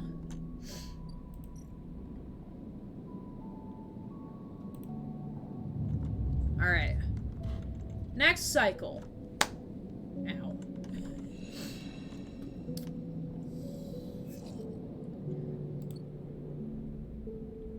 Ah, yes. Now we can talk to Hardin. Or, why do we get to talk to Hardin? It's been more than a few cycles since Fang confronted Hardin, and the silence since has been noticeable. In your time with Fang, you hadn't exactly found him to be reliable, but you did expect to hear the end of what plan he put into action. But if he won't come to you, you think as you approach the Havenage building, then it's time to come to him. After all, he did promise to fix your tracker, and you are getting nervous. Oh god, is he not going to hold up his end of the bargain? As you approach the bay doors, you see them wide open, and light pouring out of the once dark rooms. Stacks of servers and terminals sit outside the bay, suddenly robbed of their mystery by the bright flood lamps. A figure in Havenage security fatigue steps out of the bay as you get closer, carrying a stack of hardware. Let's approach. As you get closer, you see the security officer taping up machines from Fang's stash with what looks like hazard tape. This isn't good. Oh no! You again. Hardin is there, leaning beside the bay entrance so calmly that you barely noticed him. He has a slate in his hand and an inventory of seizures scrawled across it. Predictable. Further evidence of Fang's collusions. You see another security officer come offer and take notice of you. We're gonna ask, where is he? Feigning ignorance, or perhaps just abandoned. Hardin shakes his head. I believe you should choose your conspirators more wisely. I almost feel sorry for you. Hardin pushes away from the wall and comes closer. Don't worry, Sleeper. We have all the evidence we need. A confession won't be necessary. He gestures around the stacks of hardware, spying on fellow Havenage members, hoarding Solheim materials, an obsession with corporate data. It speaks for itself, does it not? That was his job, my guy. And what would you know about jobs, Sleeper? He looks up at the glass roof above and the stars beyond. We are the ones that provide the oxygen you were breathing, the light you were seeing, the systems you use every day to live out your cycles. The place was hard fought for, Sleeper. It took work, diplomacy, and strength to stop the Eye descending into chaos after Solheim collapsed. Not the blind conviction of self-interest. Fang isn't selfish. I know all about the background of our mutual friend, Sleeper. Don't you worry about that. His parents would be sickened by the damage he is trying to do with the institution they helped found. You see, Sleeper, we are proud of our history here. Andre Erlin, in the first Union, founded this place, and Havenage was welded his values into the station's very walls. We will never turn away the hard-working, the just, the true citizens of the Eye. Havenage aren't a gang like Yatagan. We aren't pirates like half the spacers you'll meet in the hub, or esoterics like those Haifa radicals in the Greenway. We are the backbone of this place, proud and true. I don't like you. I like your character design, but I don't like you as a person. We named Erlin's Eye, Sleeper. This is our station. He meets your eye, so please take your false accusations elsewhere before I decide that I need that confession after all. Stay silent. If you have any pride, you'll give up Fang the moment he contacts you. You know where to find me. With that, Hardin turns his back and walks back towards the security office, ordering them to continue the clear-out. As they do, something catches your eye among one of the server stacks. A crumpled, hand-printed box of synthetic chewing gum. A penguin character grinning from the brightly colored card. And scrawled onto it, a speech bubble reading, "Take me to Tambor." Take it. Carefully pocket the box, making sure no one is watching, and then turn away, just as another stack of servers is wheeled out of the bay. What have you done, Fang? And where the hell is Tambor? Interesting! Okay. Okay, now we have the thing we need to do this. And we got cryo for that, nice.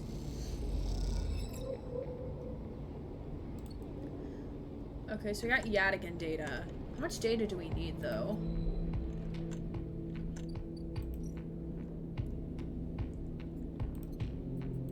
Oh, I did have data already. I needed... Oh, I need 3 pieces of data. Okay.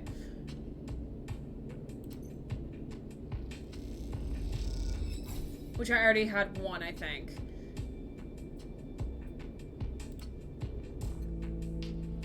Okay.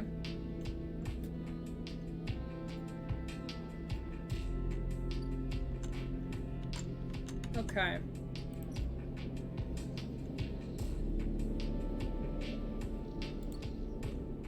Okay, are any of the ships coming yet? No? Okay, that's fine.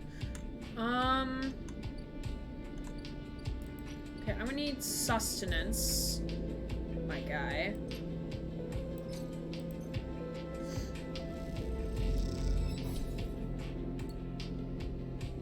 Okay, okay, we're gonna do... This should give us 19 cryo. I keep saying crypto. It's not crypto.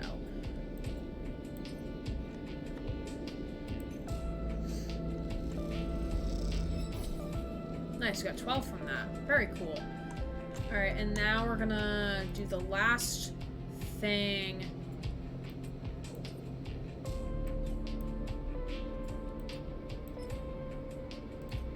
Oh, no, come back. Oh, wait, there's crypto here?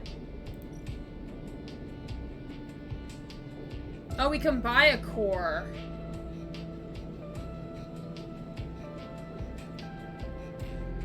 Ship mine core. Okay, interesting. We can sell things there. Alright, cool. Okay,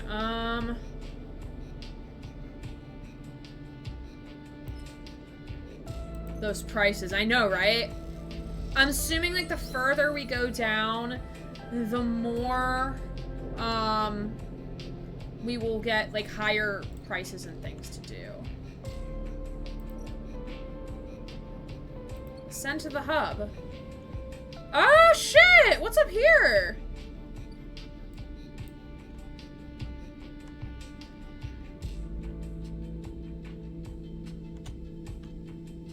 Very cool. Alright. Okay.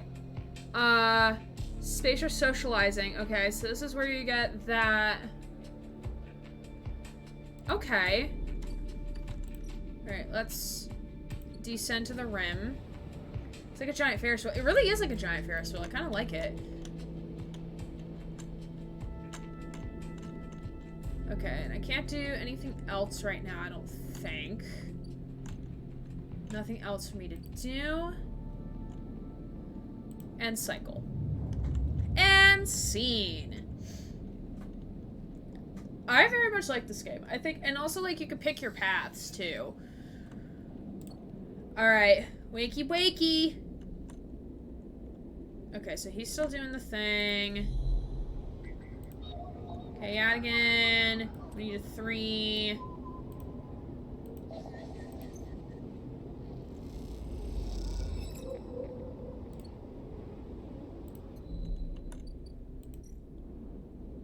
Okay, let's give the last of the Yadigan data for Sabine, our non-binary friendaroo. As you turn away from the terminal, the final cache of Yadigan data uploaded. The air crackles with a noise. Sleeper. Sabine's voice, weaker than before, comes through the haze. Sabine. A sigh of relief comes through the layers of noise. The call must be coming from somewhere on the station. This has to be short. I don't know if Yadigan are monitoring me. Their voice is hushed. Distant. You try to focus on it. The data you've been bringing in from Yadigan agents. There's something in it I don't understand. A shrill howl rattles through the signal. This data is all gleaned from their implants, records of integration with their nervous system, performance analysis, error rates, usage data. I installed many of these implants, and I didn't establish any of the functionality. Their voice dips under the level of the noise, like a swimmer slipping beneath the water. You listen to the waves for a few seconds before Sabine reemerges. It has to be somehow baked into their wetware's interface. And that's not all. The systems compiling this data are connected to some kind of transmission protocol. It's being broadcast. Wait, why? Every now and again, Enforcer is equipped with black market implants, retinal enhancements, adrenaline boosters, pain suppressors. These implants are gathering data on themselves, on the Enforcer's bodies, on their performance. Why? I can't tell. But I can promise you these foot soldiers have no idea this is going on. The background tone switches, dropping to a grainy rumble. If they knew. I don't imagine they would be happy with the situation. Yadigan could have a mutiny on their hands. You lean forward. You lean toward the terminal, straining to listen to Sabine's faint voice. I need a few cycles to put this all together, but this might be the information. I need to pressure Yannick into releasing my debt. Stay silent. Suddenly, a banging echoes through the call. Sabine's voice is suddenly whispered, panicked. I have to go. Come back in 4 cycles. Then the sharp crack of a disconnect, and silence fills the apartment. You step back from the terminal. What does Yadigan have to gain from monitoring its own members? You try to recall what you know about the gang, but you have little to go on. You think of Toshiro, Sabine's minder, his mirrored teardrop implants set below hard eyes. What data could they be gathering? And more importantly, where are they sending it? You reflexively rub your forehead trying to think. Can you really trust Sabine? How did they come to be Yadigan's doctor in the first place? You think of their kindness, their care, but also that glazed look of recognition that they gave you when they first met you. That look stays in your mind as you slip back out of the apartment, glancing around as you close it up and drift into the corridors of the station, unable to shake the unpleasant sensation of being observed. Cool. Alright. Awesome. Thank you. Alright, we don't need to eat yet. I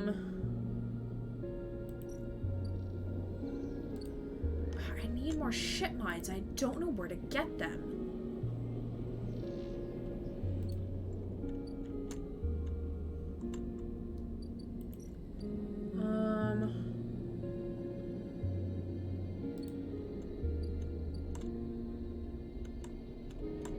Okay, let's go up.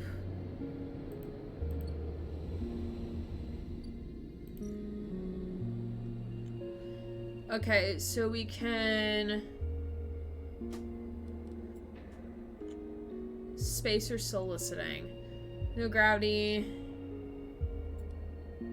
Interesting. Okay. I'm not concerned about that yet. I want more money so I can go to the next section of the ring.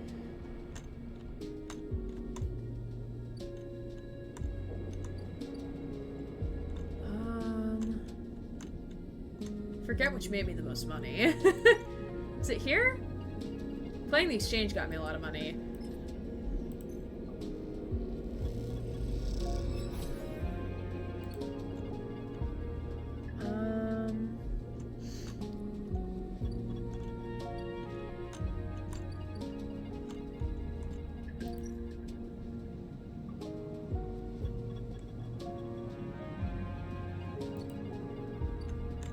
Okay, I'm trying to see.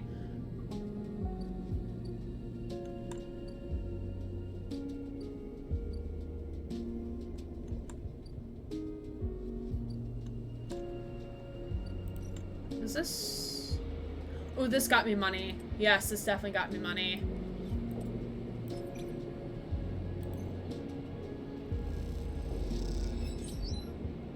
Hell yeah, I got cryo for that. Hell yeah. I will wait on that.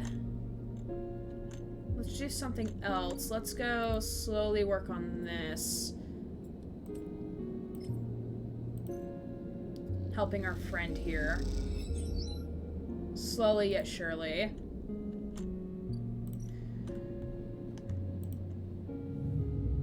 Alright, let's see what happens.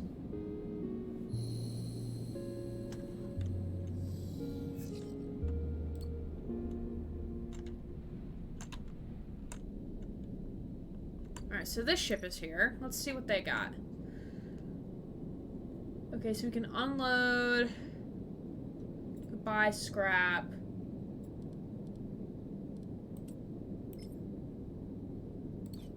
Oh, nope. Not what I wanted.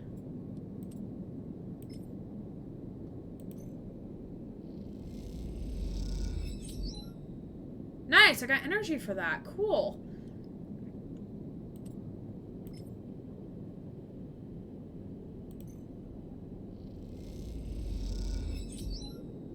energy and cryo. Love that for us. Okay. Alright, we're gonna buy passage to here.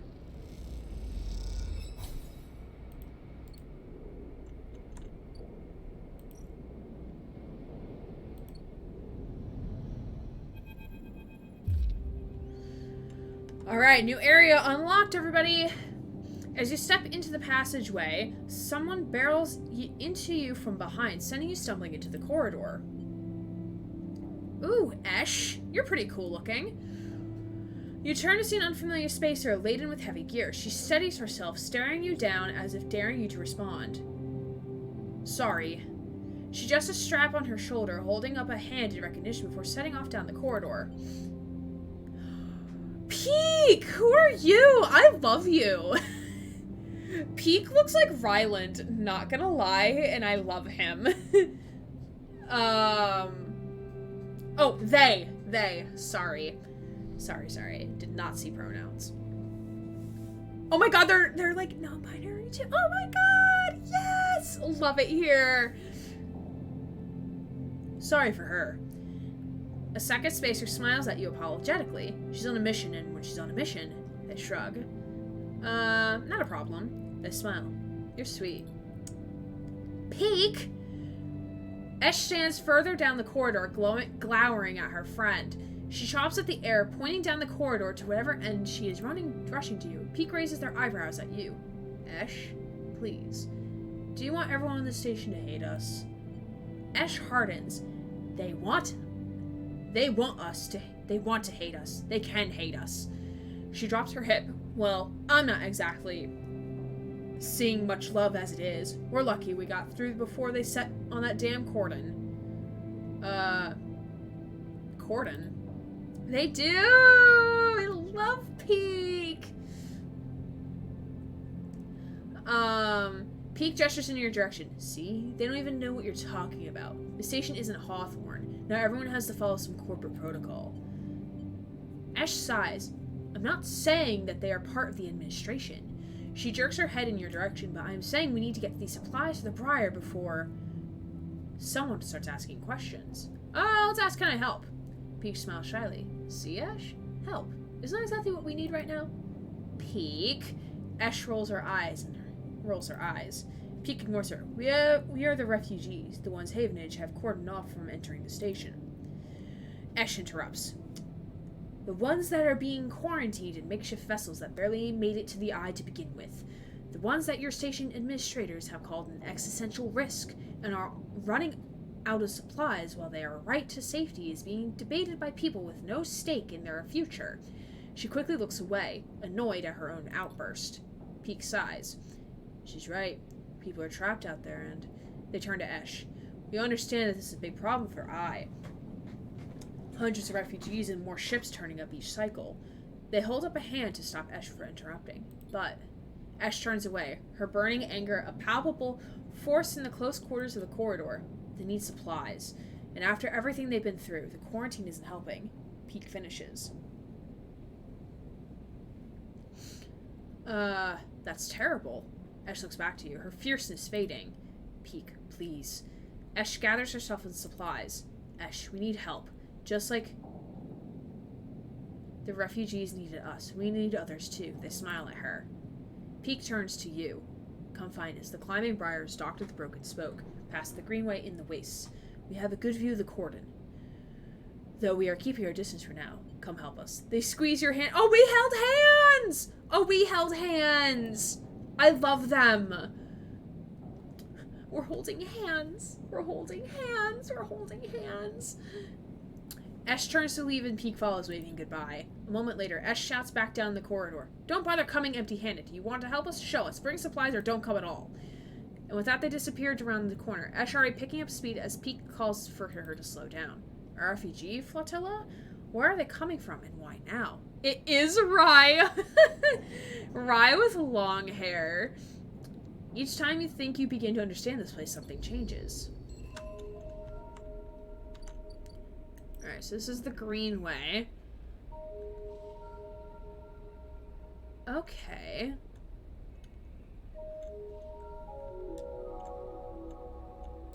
Okay, let me see what else we can do here.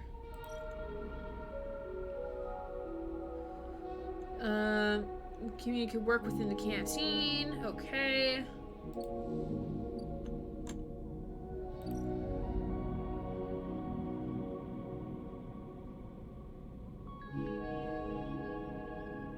Skill update required. Okay.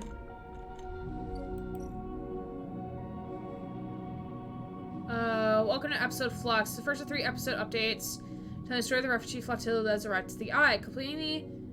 Okay. Can I even do that?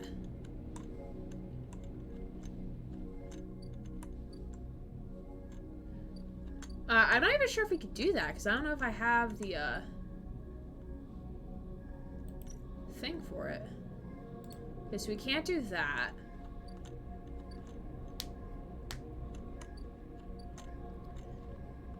Okay, alright, let's see what our... I don't know how to get more ship mine fragments.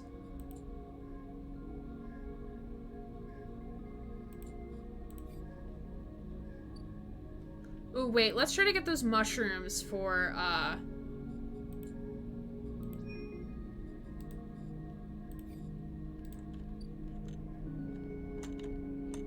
where can I get those for him?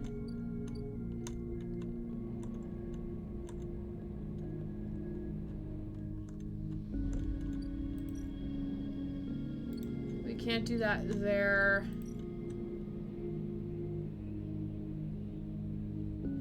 Oh, wait. Wonder if I could do something here. Probably. It's safe. Oh, sweet. Okay.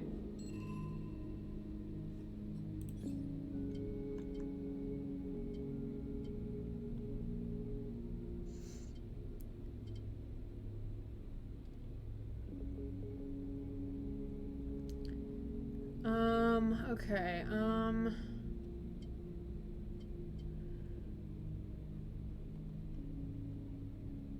so the dice action allows energy recovery at home. Let's do this one. Actually, wait, which one would I want for this? I think endure, maybe? Or it might mean my general level needs to be higher, probably. That's probably what it means.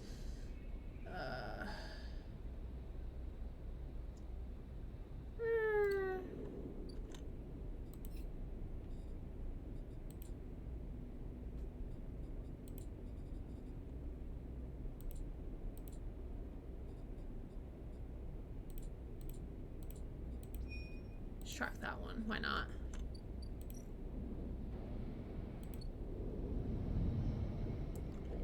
Okay, here's the thing.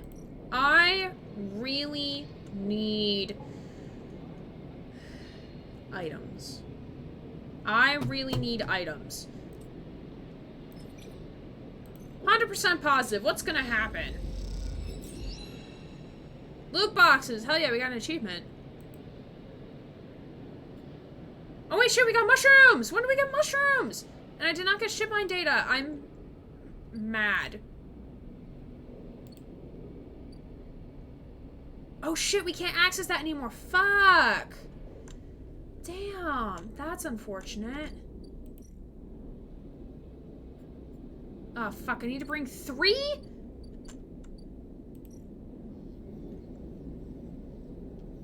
Oh fuck, at least I could play the exchange. At least I could do that. Right, right.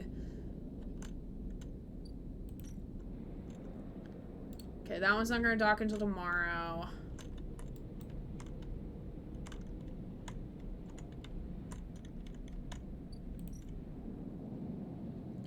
Alright, goodbye. Ending cycle. Goodness. I have so much shit that I'm carrying.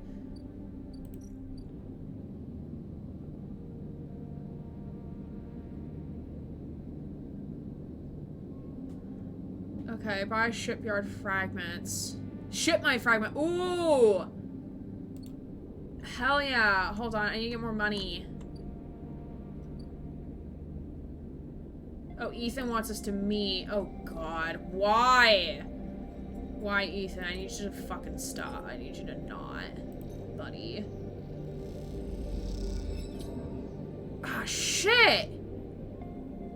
Fuck!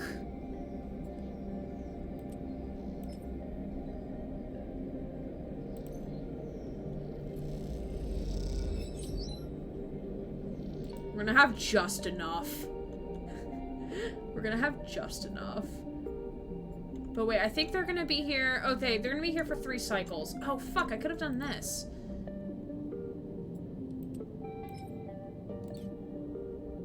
Okay, let me update Endure. Let me do that.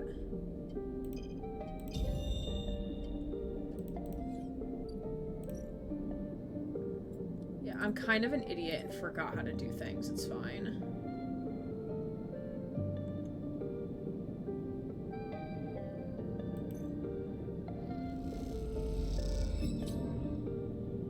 Okay, so my condition just gone down. Okay, that's not bad.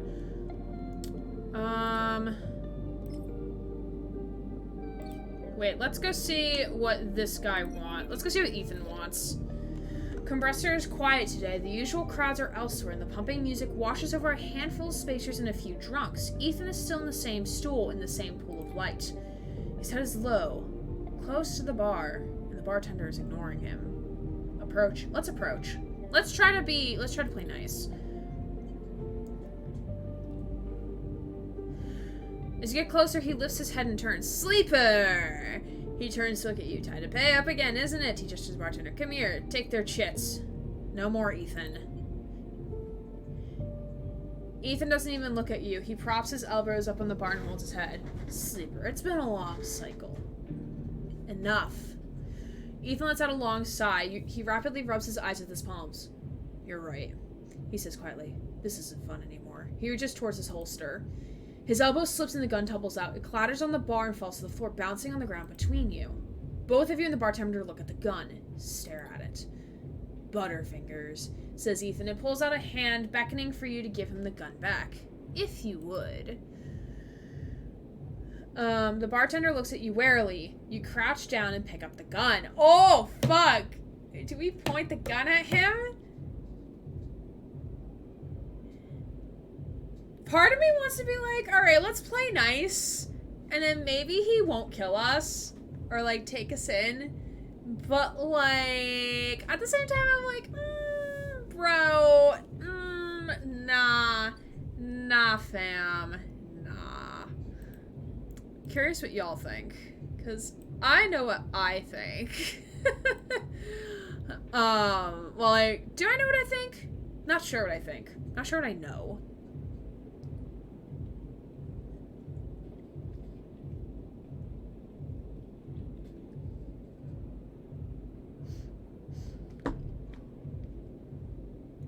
Hello, Candle, my beloved. I think... I love how, like, in the background you can hear the music.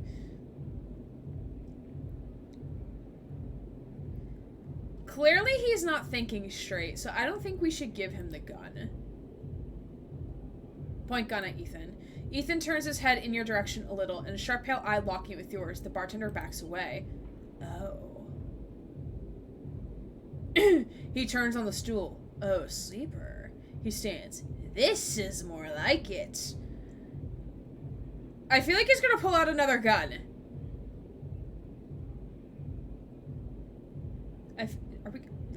Are we allowed to shoot him? Wait. You hold the gun steady, training it on his head. Ethan smiles, like the dog that caught the car. He turns to the bartender and mock whispers, I'm not sure they know what to do with it. Pull the trigger. You don't point. You pull the trigger. The gun clicks. By now, all the attention in the bar is on you and Ethan, who looks at his gun with a bemused expression. The bartender raises an open hand, and in 10 shiny bullets. 10 shiny bullets he took out of Ethan's gun while he was asleep on the bar. Oh, that's funny.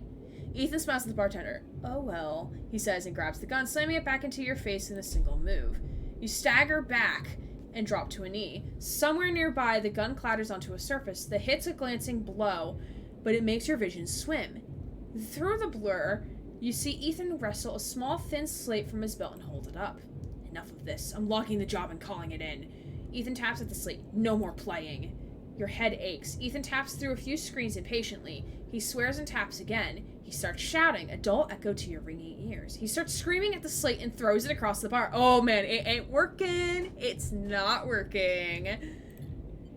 He crouches down and grabs you by the chin, his face close, his breath heavy with drink. SNR just screwed me. He grins maniacally. They canceled the contract. He stands up. They canceled the contract! He shouts at the ceiling of the compressor. You stand up, struggling to your feet, the sting of the hit fading. Ethan is rubbing his temples, his face pale. Oh, fuck! Love that for him. Karma.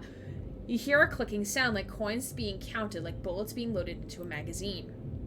When you shake off the last of the blur to the bartender, has Ethan's pistol trained on Ethan's head. Oh, shit! Ethan stumbles back towards the middle of the room, all eyes trained on him. I'll kill you all! He screams. He stumbles into the wall, spinning away and towards the door. I'll be back for that! He shouts at the bartender and lunges out of the compressor. You steady yourself on the bar and catch your breath. The rumble of conversation returns. The bartender goes to say something, but then thinks better of it and begins to clean the bar. After a while, you wander out into the light of the bright market, looking for Ethan around every corner. Interesting! Interesting.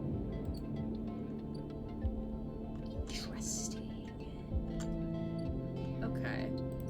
Let's make some crypto. Let's get some crypto. Cryo, not crypto. I keep saying... Okay, I should have enough for both food.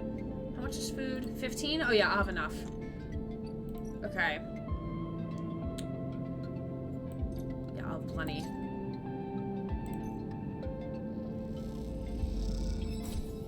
Perfect! Perfect.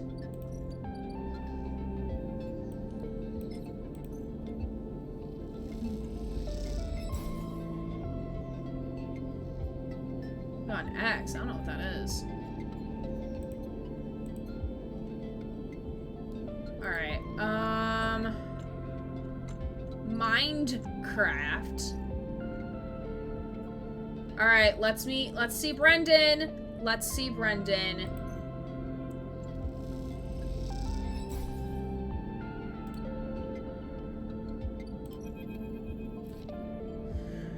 Sleeper.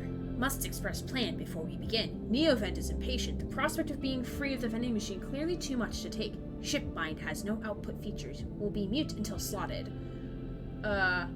What's the plan? The servo monitors in the machine begin to rev. Neovent's anxiety clear. First, imprint Shipmind. Then slot imprinted Shipmind into physical ports close to Hunter nests. Once slotted, we'll track Hunter at each. Tracking will find Core Nest. Slot Shipmind at Core Nest. Show Hunter data to Hunter. Hunter will conclude sentience. Hunter will invoke Killer. And Killer will kill. Yes. The lights of the vending machine cycle as Neovent prepares. Physical ports likely sealed in old station. Will need keys. But yes, simple. The vending machine rocks a little. Any questions before imprinting? I don't feel like asking questions. That's it. Let's start. The sound of all the servo motors starting up at once is painful. The screeches rattle from the hard surfaces of the sealed dock and come back at all angles. Neovent will better be quick or Havenish security will be here. Neovent's voice appears among the squeals, like a whisper carried by the wind. Machine is not designed for this task. Few sensors, limited inputs. I work blind. Wish me luck. In the top part of the compartment, a set of arms aligned with the Shipmind clunkily scraping against it. Can I help? Silence best. Also, machine ignite. Put out fire. Love that. All right, we'll put out a fire. We'll put out the fire if we need to. The metal creaks as the servos open the Shipmind. Its layers of silicon nested like an onion skin. Once open, the main arm of the machine rapidly shifts back and forth, realigning the microscopic components accessing and rewriting them, imprinting Neovend into its physical form. As you watch the hypnotic motion, your mind drifts to your own creation. What processes were used to emulate your mind to copy the neural structure of that person who, as far as you know, still sleeps in some distant facility? What was lost? In what ways are you a copy of that person? In what ways are you something new? You know this much. You are a convenient loophole, a way of circumnavigating the illegality of sentient AI. After all, you are an emulation, not a true digital being. You are neurologically limited, still human. But what would you become if you could escape this frame? Where then would the limits lie? The screeching stops. The machine powers down, dropping the bay into darkness. In the top compartment, the ship mind is whole again. You reach up to take it down, heavy and cold to touch. Is Neovend inside this thing, or did the process fail? There's only one way to know. Time to find a nest to slot them into.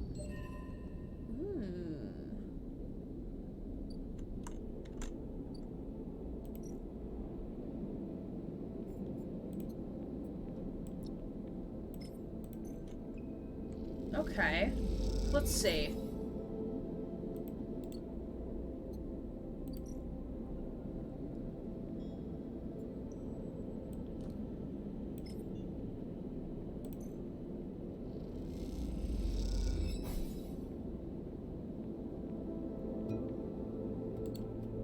Alright, and then we got our imprinted. Alright, cool.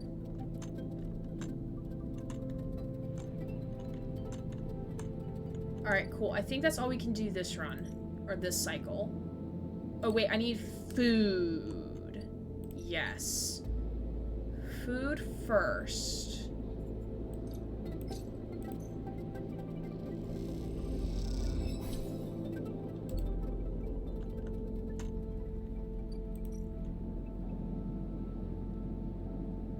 Okay, sunbathe.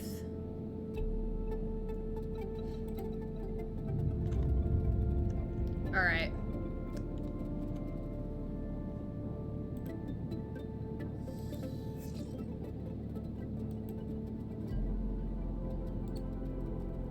Okie dokie. Okay, so that's one of the ship mines.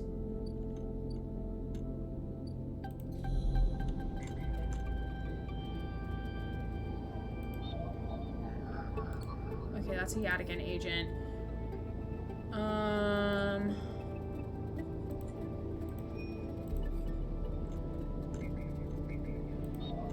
Okay, this will need a 1 or a 2, which I don't have either.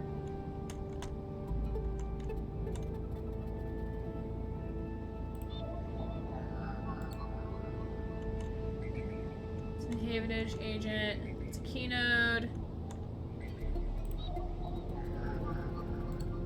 1 and a 3.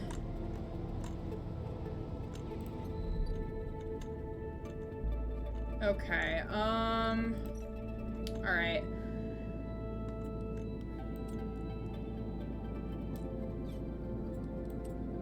We keep doing a lot of scrap here, because we need money. We need the moolahs. And then, oh, I'll still do this one. Yeah, because we need the money.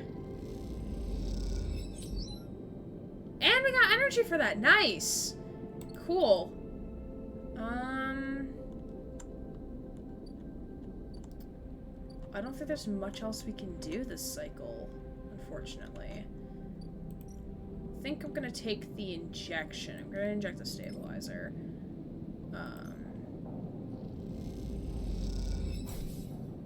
Just so I can get more actions next cycle. This game really makes you think about, like, your time that you have. Alright, Alright, so that ship is gone. Glad I did that when I did.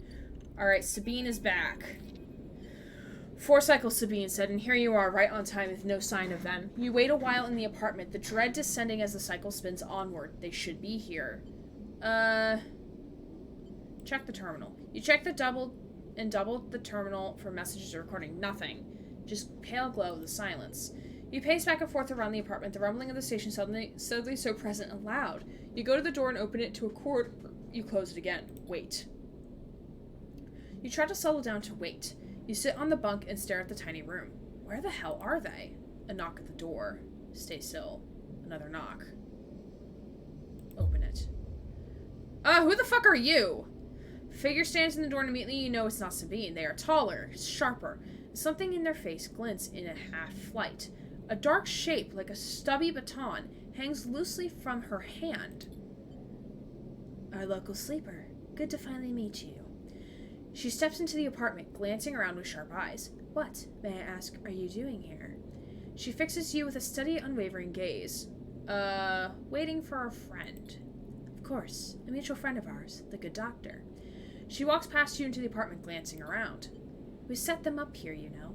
This place is one of ours. She picks up a glass from the dispenser and inspects it.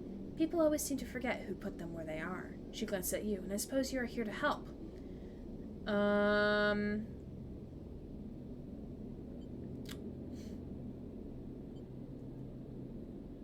Okay, so you're a Yadigan lieutenant. So I'm gonna not say. Where are they? I was hoping you'd be able to help with that. She spins the baton in her fingers by her side, her eyes not leaving yours. We have a problem, you and I. It seems our friend has disappeared, left without even saying goodbye, which means they are in a little trouble now. But it's the kind of trouble that you need help for, so I thought I'd come down here and take a look at their little hidey hole, and here you are, the help. She looks through the detritus on the side. And what help? A sleeper, no less, which I have to admit is a little surprising. It suggests to me that our friend hasn't been very honest with you either. What do you mean? Well, I'm sorry to report that before we get them set up here, Sabine was working for your owners. She pauses. Essenarp. You blink hard at the news, unsure how to take it. Rabia looks away, waiting for a response. I don't believe you. That's very understandable. She crosses into the next room and you follow silently. She sits at the terminal, touches her baton to one of the access ports. Spark. Then the terminal screen skips, encrypted folders emptying themselves before your eyes. In the flicker of files, you see Essenarp letterheads and code forms, reports laden with medical data marked with the corporate logo, like the sigil of some cult. Rabia steps away from the terminal. Look all you want. Some of your files may even be there. The volume of documents is overwhelming, but they seem to be mostly reports on early emulation tests, surveys with sleeper candidates, reams and reams of usage data. If Sabine was an Essenarp employee, why did they help you? Rabia reaches over and places a vial of stabilizer on the desk, breaking your concentration. It shimmers in the screen light, its viscous clear liquid crystalline within the glass. We'll of course keep up the supply. We are more than able to dispense important medicines, even without the doctor. I was just about to think that. Like, if Sabine is currently MIA, how are we going to get the drugs that we so desperately need? So, bless. Thank you. You hold it between your fingers. For a tiny moment, you have the urge to crush this object for the power it has over you. I'll ask Trishiro to make those a little cheaper for you. He'll be running the surgery now. Rabia closes up the briefcase lab and holds it at her side. We have to retrieve our assets, of course, but I'm sure you understand. Rabia turns on her way out. There's no reason for us to be enemies. Sleeper, come see me. I keep an office nearby. We have a good work to do, you and I. Meet me there in a few cycles. She slips out silently into the corridor. You look around the apartment and feel the fear drain out of your body to reveal the tiredness beneath. Interesting! Interesting. Okay, that's Rabia's office. Interesting. Oh, so we lowered it to 20, or 80. Okay. Let's go see keynotes. Oh, bet. Alright, cool.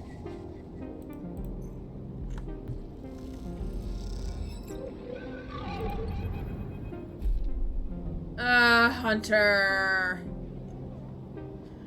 Those familiar threads wrap around you, bind you, test you. Entity, submit. Hunter's strange head bobs in your vision. Your ally in the sealed dock cannot save you. In that globed head you see whirling strings of data, so many spinning there that they threaten to tear through the thin skin and whip out into the void around. What happened to this creature? Hi, Jupe! Hey, how are you? Hey, friend! It's going good. I'm very much enjoying this game right now. Let me give you a shout out real quick. Look at you. How are you enjoying the mortuary assistant? I think I saw you tweet about that, and I was like, ooh, hopefully she's enjoying it. No. You got it working. Yes, yes. It's called I remember to turn it on. I have it in my taskbar now. So I remember like when I opened Streamlabs, I opened Firebot. So scary, so many good jump scare clips. Ooh, I'll have to peruse your channel to see them. Yeah, we're playing Citizen Sleeper. If you like RPGs, I think you'll like this. Cause it's not just strictly RPG, like there's other elements you have to do, which I really enjoy, besides the RPG aspects. It's a very compelling story. It was made this past year, so it was made like back in May. So like there's a couple of like gender non-conforming characters, and I'm like very like about them. I love them so much. But yeah, I very much am enjoying this game right now. But I hope you are doing well. Thank you for stopping by. And excuse me as I get back to awful voice acting. The threads squeeze and you lose any sympathy you might have had. You must escape. Strike! You lash out once more, pushing Hunter back, severing threads that regrow as fast as they are broken. As you slip away, you realize you have to find a way to deal with Hunter once and for all. This is getting too dangerous. Did I not get a key for that? Did I not get a key for that? I am mad. I should have gotten a key. Bro, what? Ugh, I wanted a fucking key. I guess not. I guess I'm not getting a key. That's fine. Everything is fine. Oh, I did get one.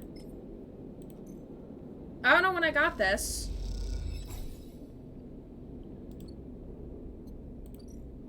I don't know when I got that key. Did I always have that key? I don't remember this. Alright, coolio. Cool, cool, cool. Okay. And you are here. I don't think I need more ship mine fragments right now. So I think I'm good. I should probably have my character do worky works, though.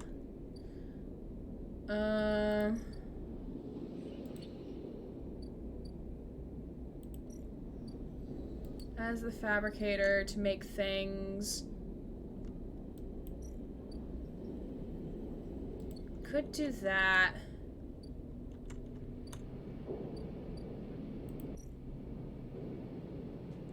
I could sell the ship mine.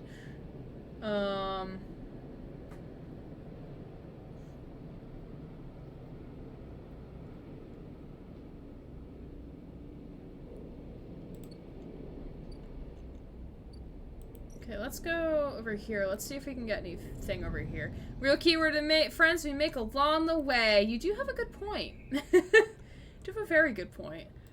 Okay, I think I got the mushrooms from here. So we're gonna work these grow bits. And hope I get more mushrooms. Where do I get the fucking mushrooms? I want more mushrooms. Bestie! I want the fucking mushrooms! Bestie! Where the fuck do I get the mushrooms? I want the mushrooms!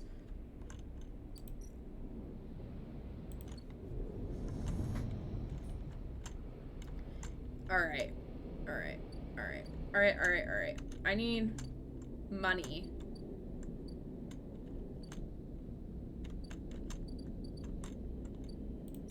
Okay, let's go here.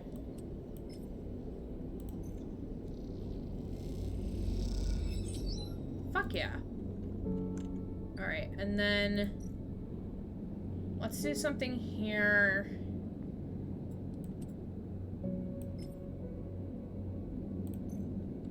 To at least, like, keep working on these Hulk repairs. We got scrap for that. Cool.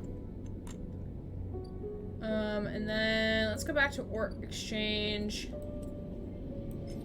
Just so we can keep getting us some cryo.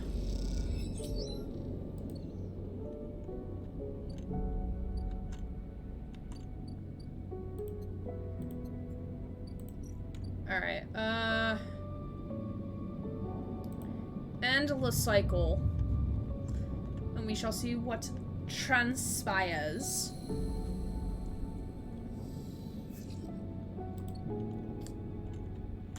Okay,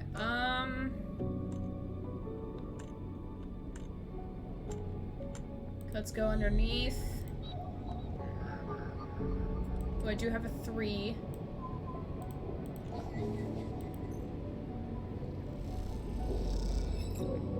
Perfect. Great. I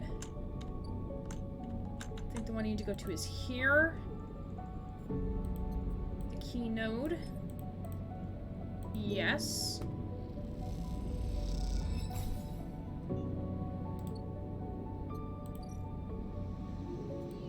Then we do ship hack the nest.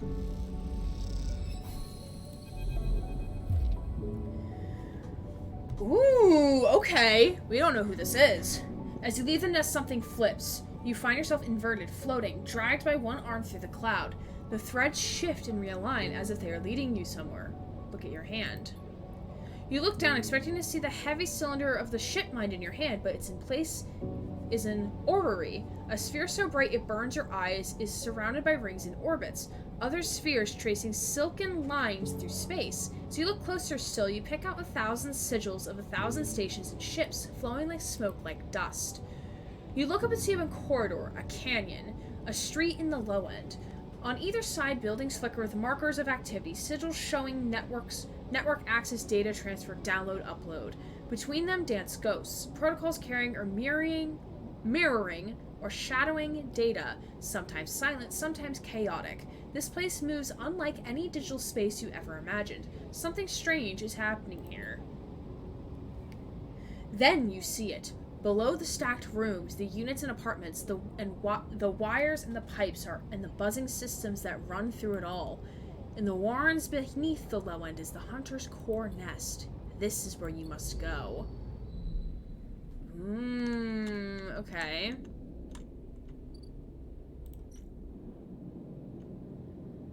Okay. Okay.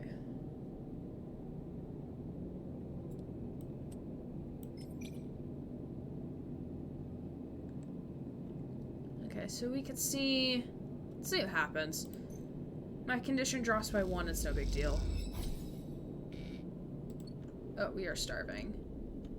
We need to grab food. Oopsies. Give me food.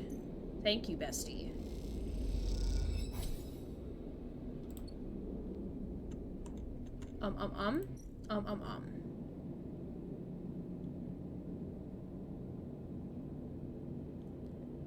Okay, so this is a repeatable one. Okay. Won't do that yet. I need more money. Hey, besties. Okay, so that is not here yet.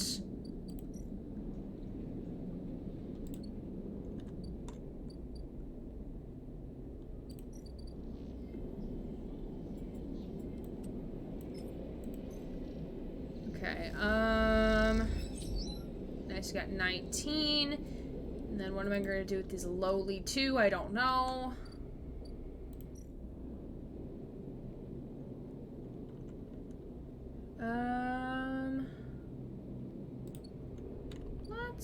Let's go here. Let's go up. Let's ascend. Let's go up here and see what we can do.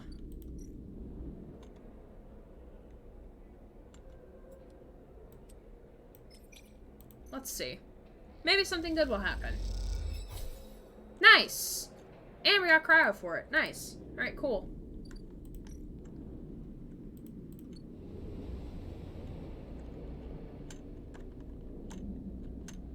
Alright, it's time to go sleepy sleeps.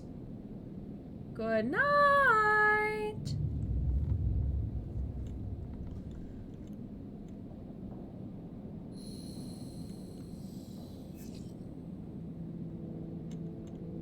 Okie doke. We need food. We need the food.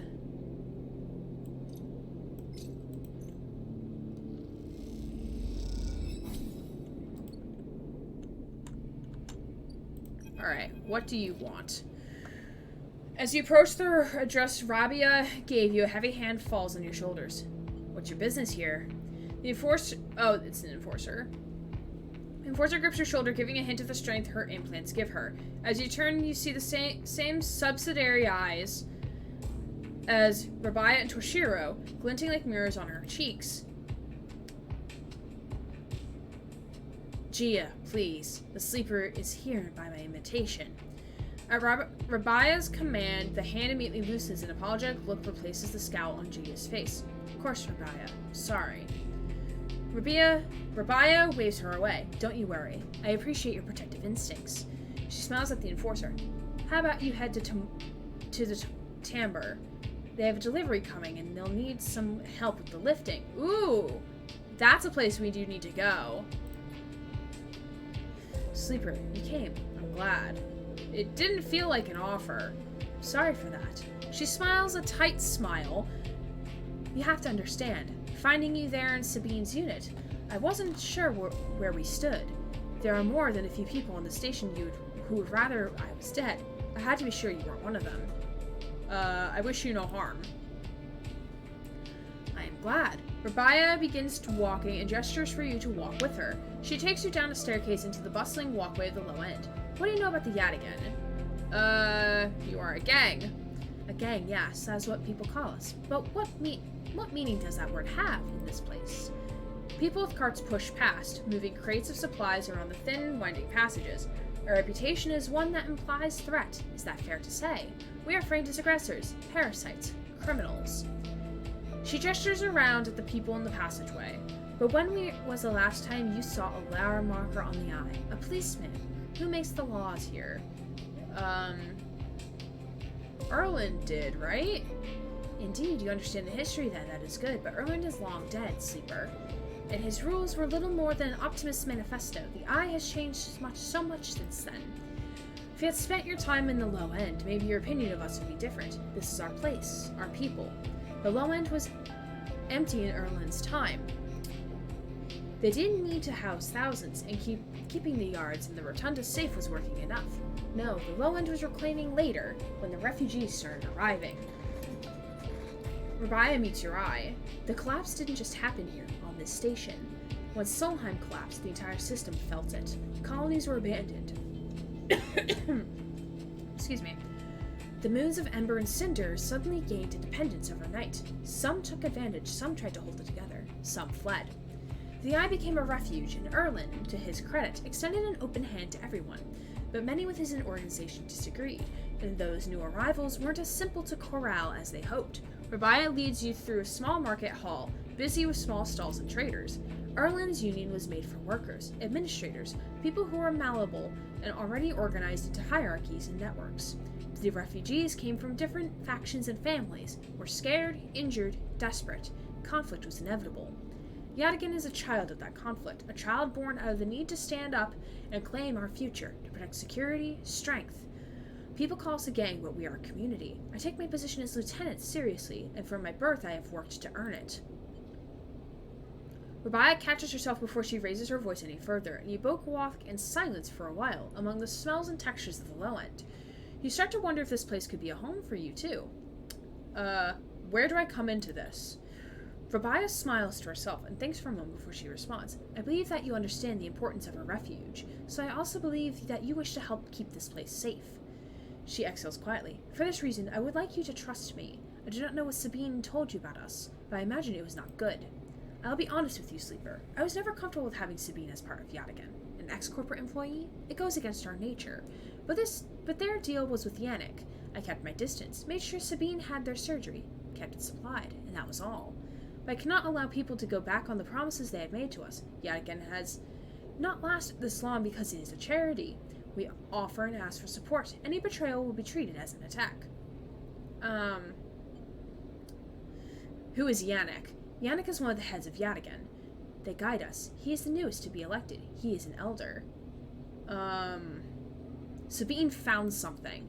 Please, I don't want to hear their accusations. They only wanted to escape their debt. They would have said anything. But where are they now to stand with their claims? I don't know where they are. I will find them, as we will. You realize that Rabia has led you in a loop, and together you both come back up to the staircase to walk where you met. You're free to go, Sleeper. I've said what I wish to say. She looks out through the windows of the walkway. I would protect this place with my life, as it has protected me. I want to make that clear. She turns her back. However, if you too wish to come under its protection, I can help you. Return here if you wish, and there will be tasks for you to complete. You'll be able to see Yadigan to see the low end with your own eyes, not as others frame us. As for Sabine, she pauses to consider her words. I will not ask you to betray them, but if they contact you again, consider their motivations carefully. With that, Rabia leaves, slipping back into her office, while you stare out at the countless units, each a home, each with a story that makes up the low end. Okay, so there's things I can do here? I thought that said collect titties, and I'm like, I mean, I will collect titties if you need me to collect titties, but... alright. I'm not sure how I feel about that yet. So, hold on. Let's go here. Because I'm sure I can use my low... Yeah. This is very much safe. Oh, it's a negative outcome, but still good.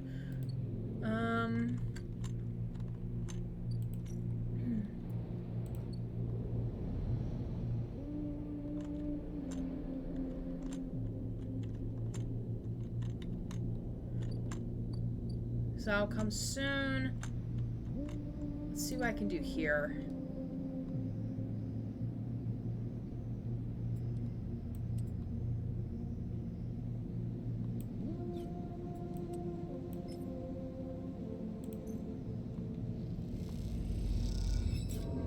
Ah, dang. That's unfortunate. I tried.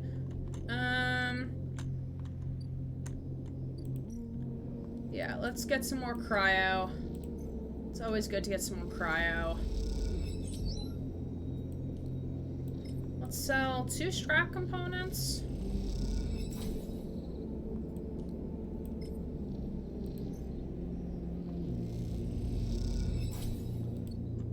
Alright, I just want to have like a good buffer in the bank just in case.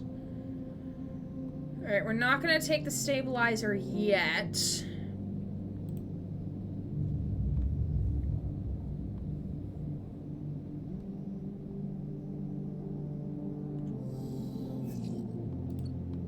Oh god, we got low rolls this time.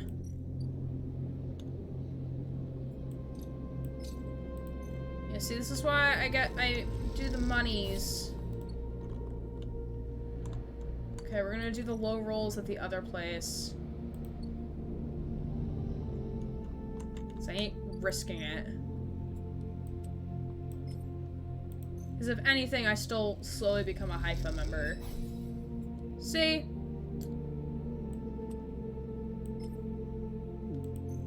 Also, how can I get more mushrooms? I want more mushrooms.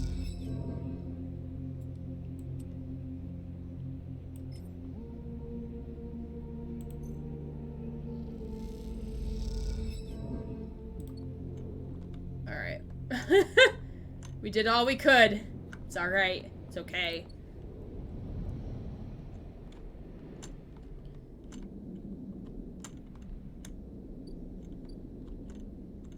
Hi, Jesse. How are you?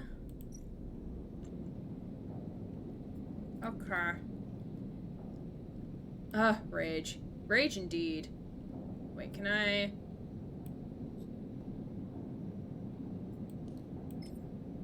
There we go. Also, hi, Rat Pack. Hey, we're the Hacker Rats. Yes, we are. Hello.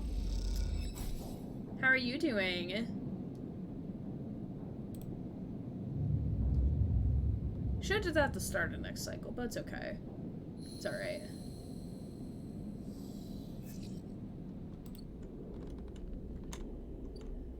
Alright, so we're gonna Do my 2 LOL rolls over in Greenway.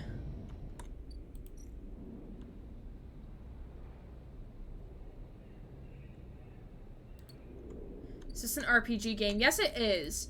It's an RPG with, like, mixing, like, other elements in as well. Just trying to chill. You? We're doing good. I'm thoroughly enjoying my time right now. I'm not sure how close we are to the end of the game. Fuck, I'm so close. Damn. So fucking close. I need more mushrooms!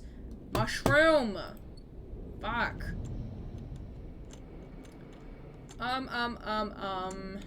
Oh, ship's here! Ship, yay! Let me unload containers so I can get some money.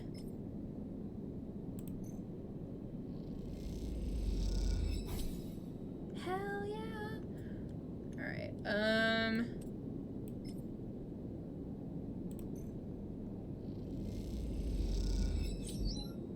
oh, we got energy for that! Fuck yeah! Okay, then we're gonna go here. Let's see. So this is a repeat action. Fuck yeah. And we lost energy for that, but that's okay. Okay, let's go home.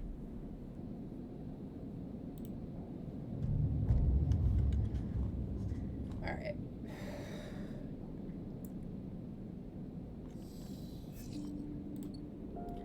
Oh shit, we have good rolls. We have really good rolls. I like rolls. Rolls are good.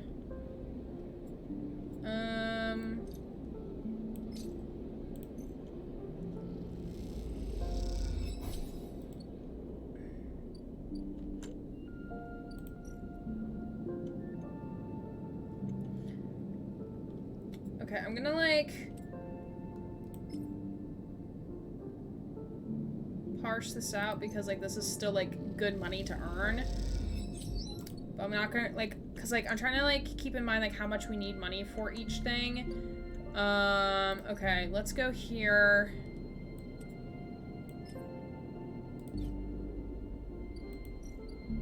How much do we need? Yeah, we want 100% on this one.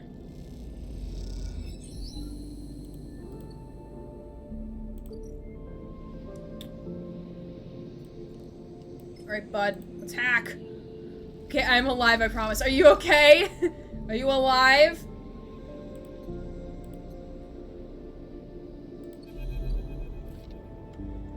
Ooh, a navigator! Hello! Who are you? Sleeper, I am here. The voice is soft, gentle, like flowing water, and yet you recognize it immediately. At first you struggle. Hello, alive!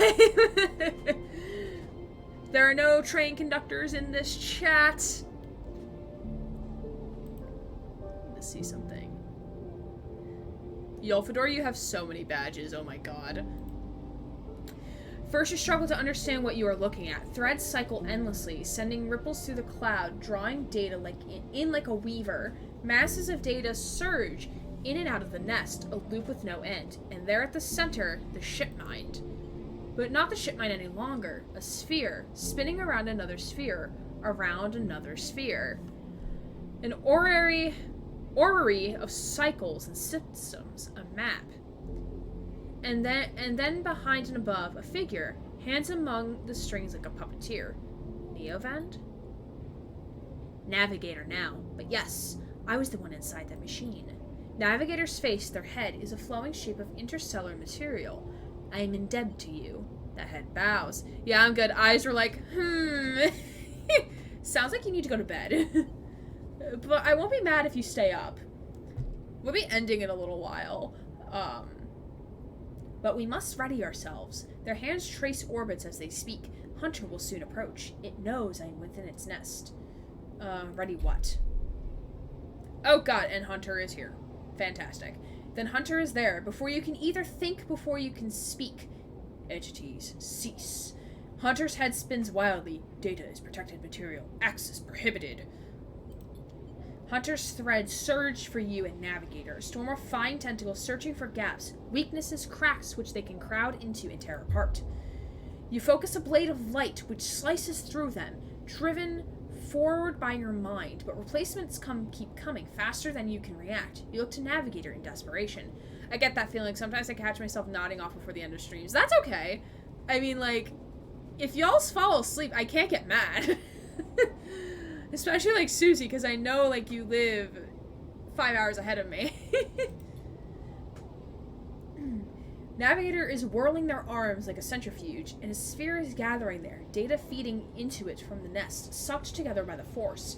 They position it like a shield between them and the threads. I sometimes wish my work allowed me to, like, stream earlier for the sake of, like, so I can actually, like, say hello to my friends more in the, Europe and past Europe areas and, like, Africa and stuff, but, like, my work doesn't allow for it. I could make my streams earlier, like, on a Sunday, maybe. I might consider doing that at some point. I don't know. If I might ask, what time is it for you? Gothix! Hey! It is currently 9:36 p.m. Gothix, how are you? Friend, let me give you a shout out real quick. We love you here. How has work been? Look at Gothix. I've never seen your profile picture before. That is a pretty dope profile picture. I am very tired. We start peak in 2 weeks, so that is, busy morning. Got it. Hey, Eastern Time Zone gang. That is dope. Yes, that is a dope profile picture. EST! Woo! I did some esports scouting today, which is fun. Ooh! What does that mean? Like, does that mean, like, you were scouting for players from, like high schools and stuff? Or do you... Yeah, because you're at a community college, right? So you, like, scout for, like... You're scouting high schoolers, right? To recruit them? Is that what that is? Or what... Is that what you were doing? Because I know that there's scouters for, like, sports teams. Of scouting players from high schoolers. Yes, got it. Nice. Did you find anyone good? Hopefully that works. Yeah, if you're not following Gothix, go give him a follow. He's also a fellow student affairs professional. He's very cool. We appreciate him here. But I'm glad to see you. It's been a while. I know, like, you've been busy and stuff. I scout 3 players that I'm going to try and recruit. Oh, yay! That's exciting. That's so exciting. Yay. Thanks, Aaron. You're welcome. But other than that, how is life treating you? How have your students been? My students have been decently okay. Like, all of my students showed up today. I had 11 appointment slots today. 1 no-showed and 1 canceled. So I saw 9 students today, and that was, like, peak. That was, like, top-tier goodness right there. Life has been pretty good. I haven't had any bad students, which is good. I had a student complain about a professor not letting her take the midterm, even though we have, like, very specific midterm policies, and was complaining to us, asking us to tell the professor to let her take the midterm. I was like, sorry, we can't do that. That is outside of our jurisdiction. Like, we as advisors can't tell the professor what to do, because that's the professor's job. So I've had that. That was an interesting conversation over email. Yeah, I haven't had any bad students. I had a lot of misgendering last week. Then I had, like, one student, like, correct himself. But, like, yeah, I think it's, like, a lot of students just don't know. Because, like, in certain platforms, like, it doesn't say my pronouns, so they just automatically assume Gray, insert last name here, is a man. And I'm like, I'm not there yet in my gender journey to identify as a man, but I appreciate the effort of, like, call me Gray. Thanks. I had a really long appointment today that had a lot of questions, which I was able to answer. Then after the appointment, I sent her an academic plan, which then the student sent me a thank you for helping, which was very refreshing. Oh, good. Yeah. I wish students took notes during meetings, because I just basically reiterated an entire appointment over email, because she forgot to take notes during it. And I'm like, okay. Okay. Yeah. Hunter's threads break at the surface, seeking, tasting, their winding forms refracted within. You feel surge pass through all the threads, Not just those in the sphere, but those wrapped around you. All three of you hang in the black together for a moment, strung together like tangled marionettes. The student was taking notes, so that's a plus. Oh, good. That's good. For most of the parts, I used to use Zoom for our classes. We just put our pronouns on our names. Oh, no. This was, like, strictly over email. So, like, they get my email from, like, one of the platforms that we use for, like, either, like, their advising page or, like, Navigate, which is our portal for student stuff. And, like, the advising page has my pronouns, but Navigate does not.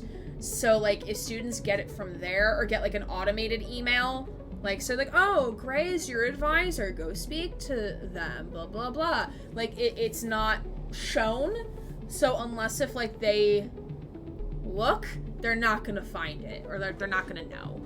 So it's, like, it's understandable if they get it wrong, like, the first time. Then it's, like, because, like, more often than not, it's probably they just don't know versus them being ignorant. Thank you for the pronoun redeem, my friend. She, her, he, him. Thank you for sharing. She, they, interchangeably is mine. Identifying entity. Identifying. Hunter twitches, their strange head gently rotating like a terrible moon. Hunter protocol identified. Obsessive tendencies. Modified routines. Above baseline reasoning in 3 of 5 segmentations. Recommend invoke killer. The head freezes and then rotates in the opposite direction. Invoking killer would eliminate protocol. If protocol eliminated, primary function cannot be performed. Therefore, recommend do not invoke killer. So like that one student that emailed you back apologizing. Yes, that student, I wish the best to that student. I honestly wish the best for him. Like, he's graduating this semester, so, like, it's, like, sad, like, I don't get to, like, work with him, but, like, yeah, I wish him the best. Have a busy day tomorrow, and then on Wednesday, I'm presenting to a bunch of freshmen that they're undecided in their major to talk about the school business and the different degrees that we offer and what different careers they can pursue with different degrees. Ooh, sounds really cool. Tomorrow, I'm on drop-ins, but I also have a meeting during drop-ins with a couple of other people within my department. And because we're trying to start, like, faculty within the school business have, like, their own staff meetings, but, like, the staff don't have their own meetings. So, like, all the faculty have a meeting, but we as staff members don't. So, like, we're trying to start that. So, like, because, like, we have different departments besides mine where the academic advising office is located. Like, we have career services, we have the finance department, like, not, like, the actual department of finance where they teach finance. Like, no, like, the people who, like, do all the money for us and manage budgets. Then we have marketing and communications, and then we have, like, the provost, or the dean's office and stuff. So, like, we're trying to get all the staff members across, like, all these different offices to, like, come together and have, like, our own meetings. So, like, I'm going to be on the founding committee for that, which I'm really excited about. So, like, we'll be making bylaws and everything. And I'm like, hell yeah, this is, like, undergrad all over again. My favorite.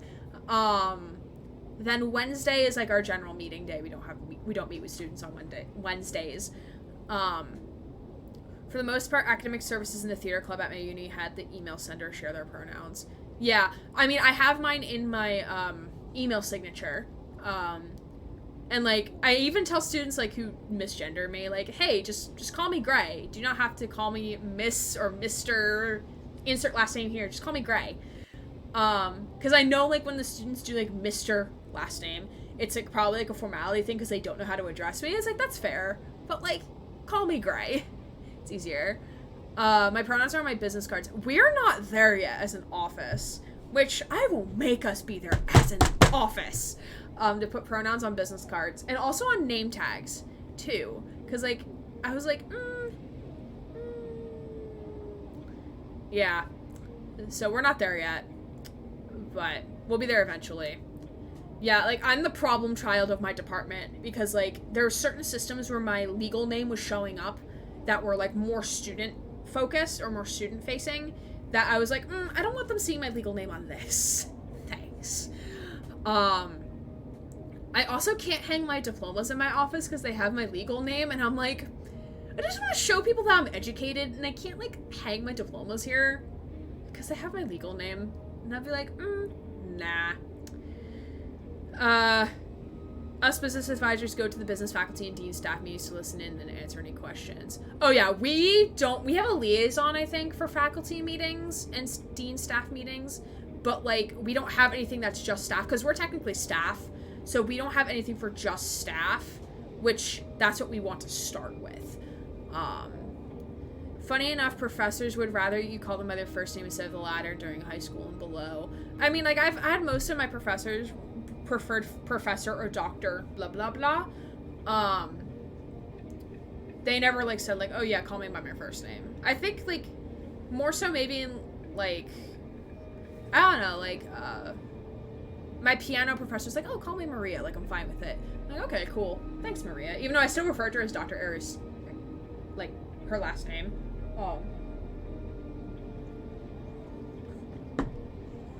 But like we often refer to her as Maria.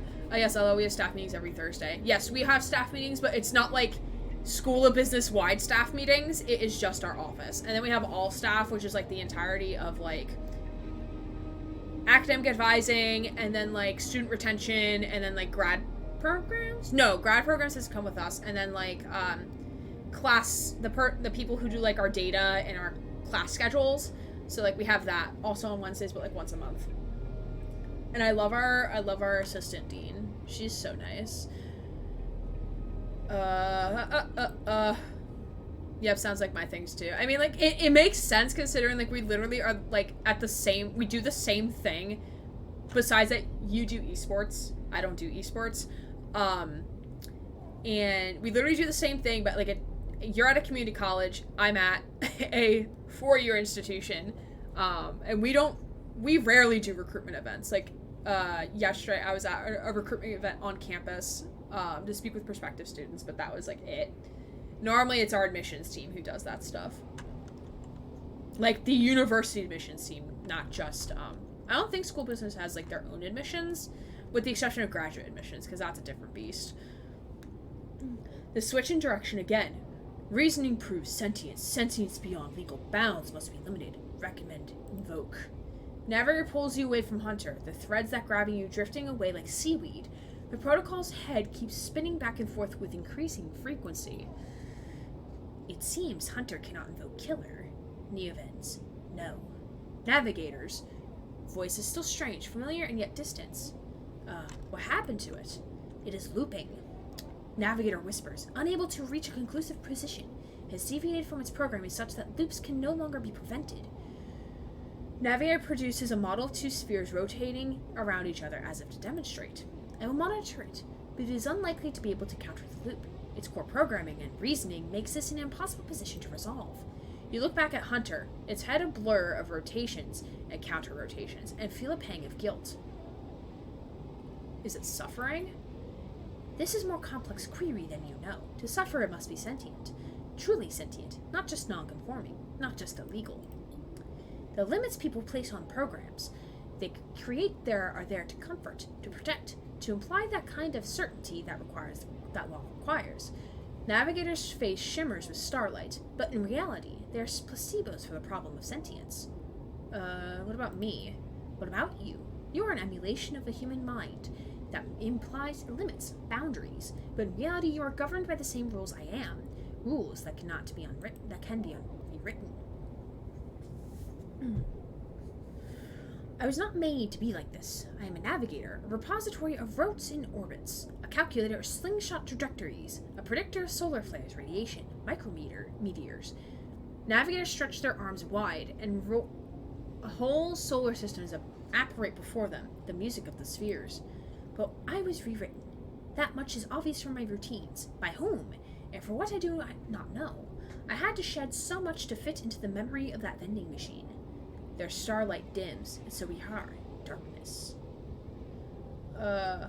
What now?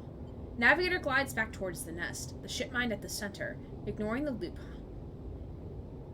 looping Hunter. Come, I should return to the shipmind. I have enjoyed my freedom, but we are taking a risk every moment we stay here. Why? Navigator turns, all shimmering liquid light. Killer has not been invoked, but they still remain somewhere else on the station. It is in true danger. They look up, toward the glowing hub at the center of the eye. I suspect Killer is there, among the old mainframes. If we ever wish to be safe in this place, we must eliminate the threat through force or diplomacy. Vending machine? Vending machine became a navigator. Their body begins to separate, unwinding into the orb of the ship mind. Take me there, Sleeper. You'll finish this and be free. As Navigator dissolves, you turn back to the frozen hunter, floating at some distance now. Stood straight-legged and static, as a strange creature looping endlessly in the dark. Interesting! Oh shit, I have a lot of upgrade points. Oh fuck.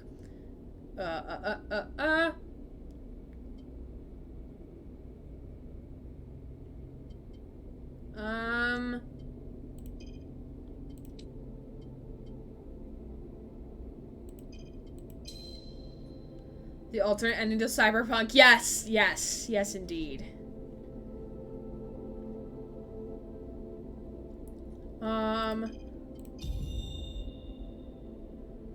Cool.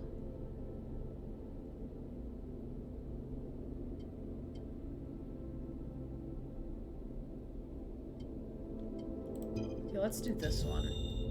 Yeah.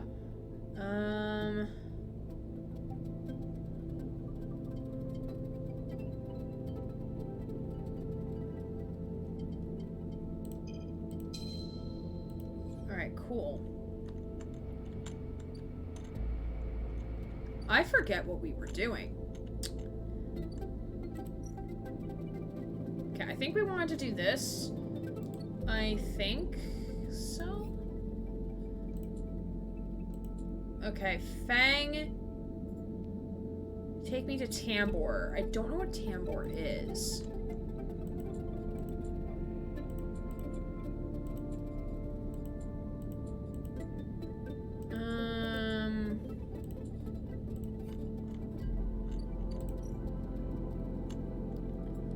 Okay, let's see.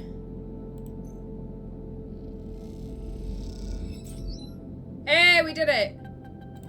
Cool. Alright. Ankita is crouched in the computing core of the Ambergris, swearing to herself when you enter.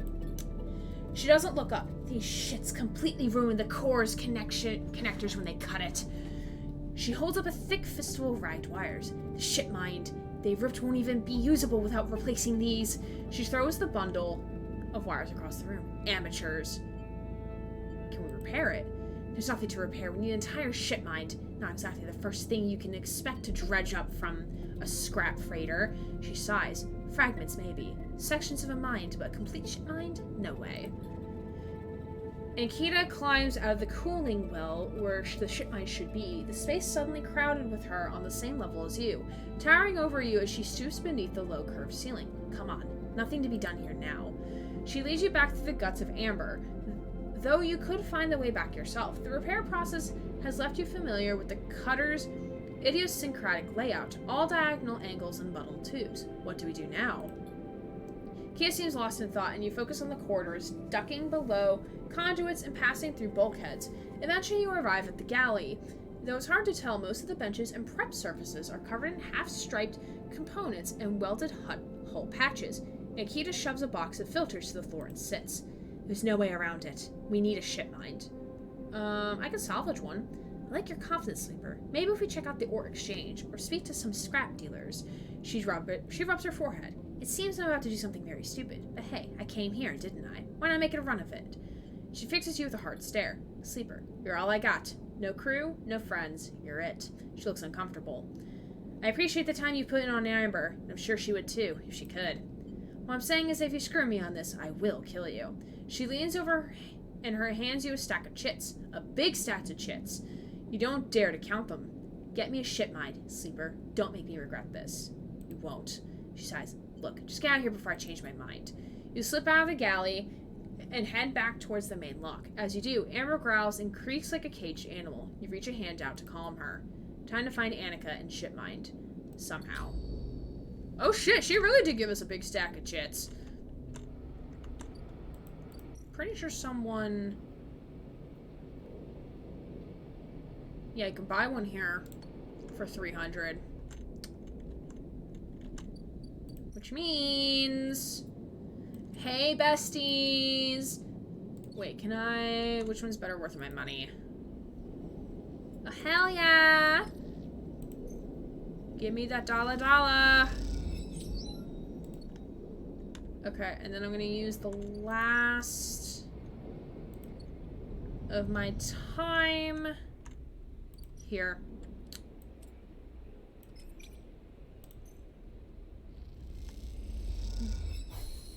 Heck yeah!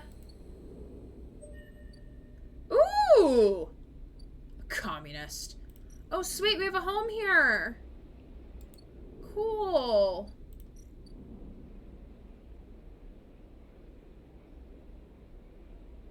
Oh, cool, we get energy from that. Rico! Okay.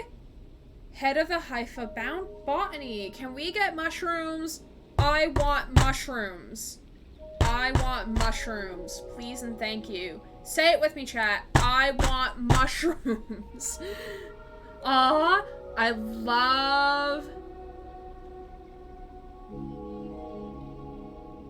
Are you also gender nonconforming? I think they're gender nonconforming as well. But I love all the character designs in this game. I'm having such a blast. Just had mushroom pizza. Ooh, that sounds really good.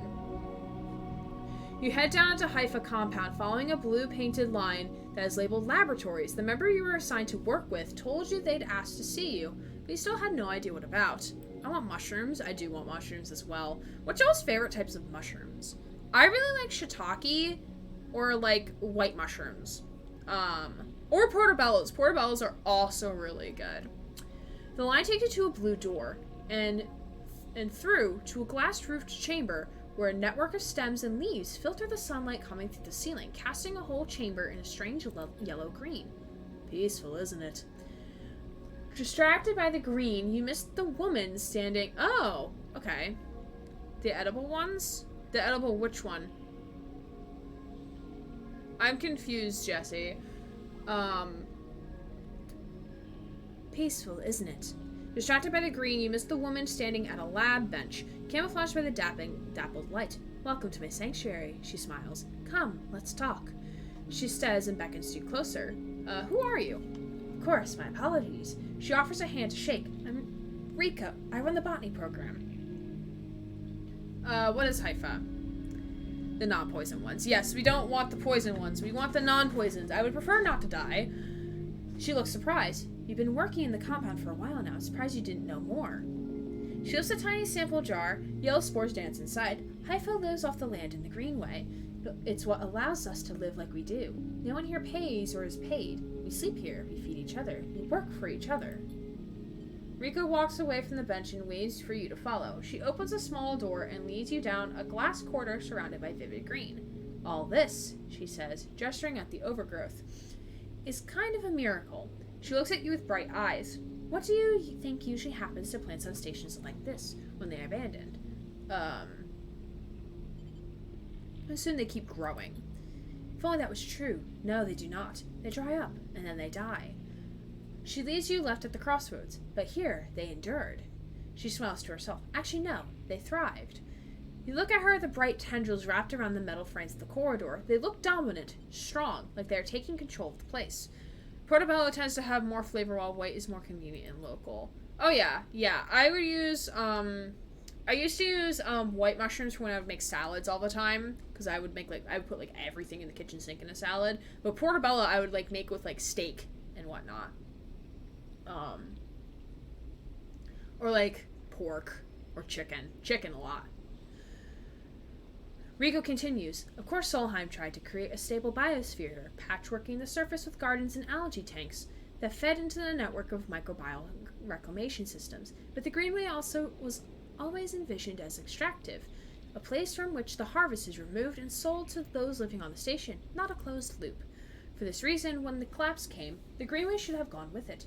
Erlin himself was so convinced of it that his first colony never even came here to try to reclaim it. The Eye instead relied on outside favors and influences, shipments from the inner system, and small-scale agricultural systems like kelp and fungal farm stacks. And yet here we are, among growth and decay, a biosphere flourishing. When Haifa came here, we expected to find only vacuum-dried stalks and leaves and perhaps some fungal colonies hidden in the mulch. What we found is a jungle. With this, Rico hits a button on the wall, and it leads you through a large pair of double doors into a huge impossible chamber. It is every kind of green, from the pale algae tanks to the dark vines that surround them. It is wet too, a rarity on the eye. Condensation clouds the light from the high glass roof and gathers on the shiny, broad leaves of shrubs. How?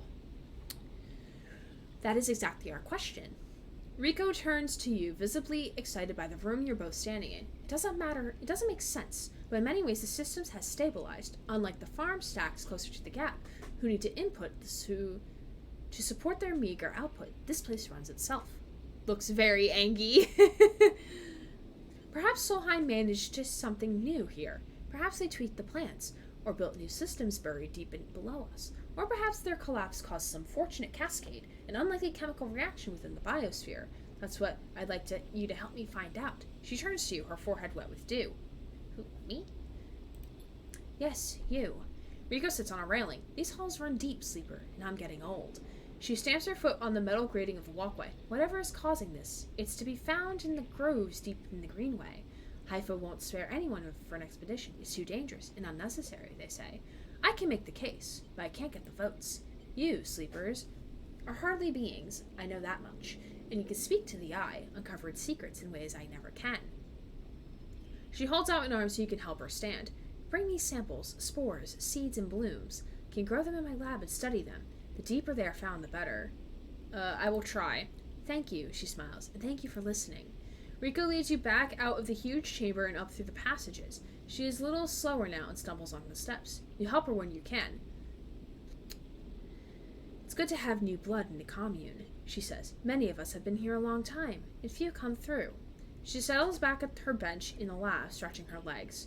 You go to leave. Come back if you find something, Sleeper, she calls. There are discoveries to be made. And you follow the blue line back up to the compound, all the time thinking that of impossible magical green. I would like mushrooms, please and thank you. I want mushrooms. Where the fuck do I get more mushrooms?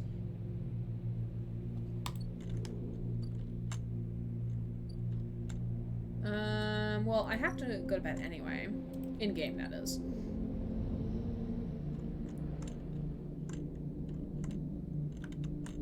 Alright. Let's end this cycle.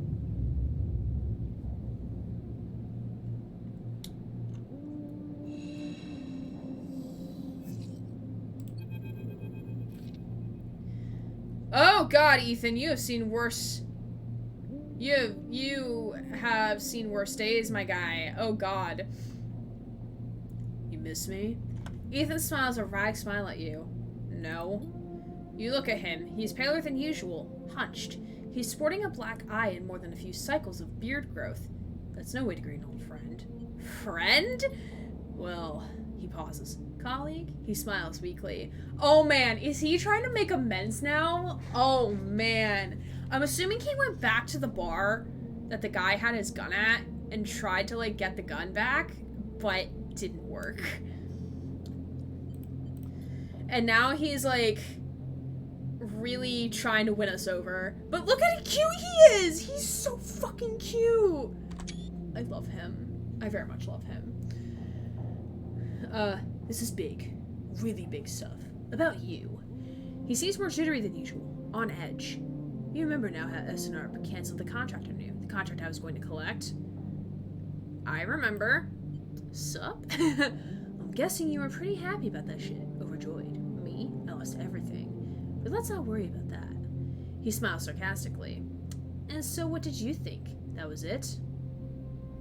Well, you said you weren't done with me, so... Well, it was, except... Ethan leaves a dramatic pause. What if old Esnar gave the bounty to someone else? Someone who is even more of a shithead? Yours truly. He smiles darkly. What a disaster that would be. You're bluffing. Sure, you can think that. But then you'll wake up, or not, with a bullet in your head one of these cycles. And if you could think, which you won't be able to because of the bullet, you'd be thinking, oh, I wish I'd listened to Ethan. He grins. Ethan fishes around in his pocket for a slip of paper. I've been speaking to some friends, you see, some colleagues, about what went down. Turns out SNRP canceled all their bounty contracts. The whole lot. Seems they bought someone in-house. Some guy who did so well on their last contract they got offered a job. He leans in. Apparently he made a hit on this ship called the Winter Wonderland, or something. Oh no! The winter thing. Oh god. Ethan Winters, my beloved. Because Ethan and the ship called Winter Garden. Winter Garden! Hello! Connections! We live in the Deckard universe. That is the universe we live in.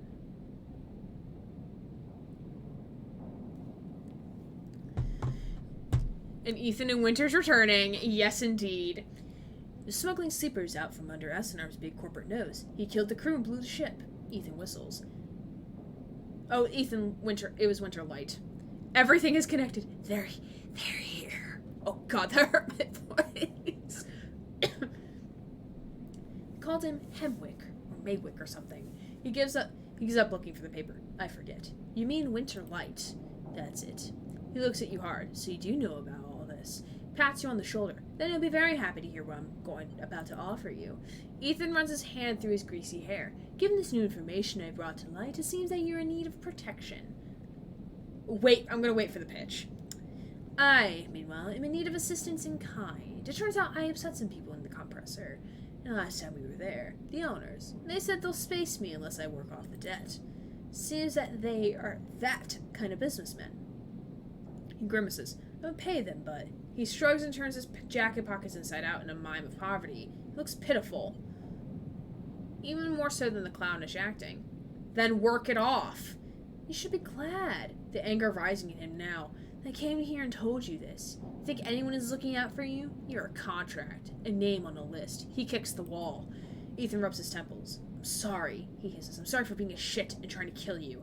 Whacking that thick skull of yours. He sighs. I don't believe that. But I want to believe that, because you're kind of cute. Think I want to go up against this guy, but us? He jabs a finger between the two of you. We don't have a choice. So you keep me from getting killed, and I'll do the same for you. We can help each other. A straight 50-50 deal. He looks at you. I'm not asking for a favor.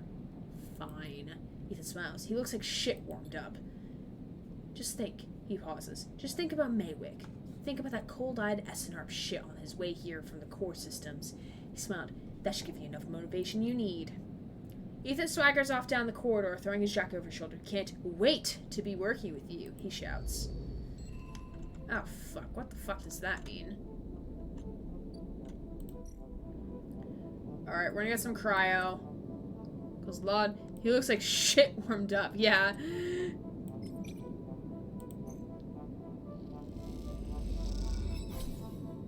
Alright, yeah, give us that sweet cryo.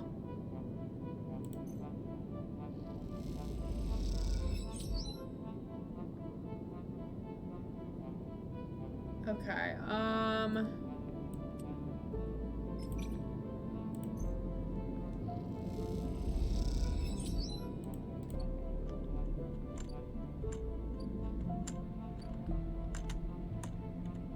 strange how this is not on a countdown timer for her. I wonder when we'll see him again. I'm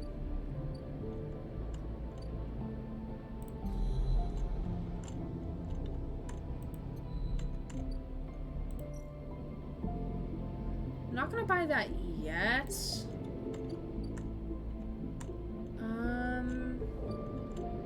Okay, let's ascend. Let's see what's up here. Okay, there's the mainframe.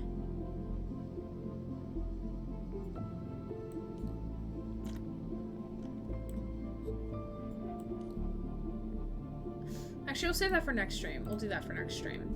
I do want to finish out this one, though.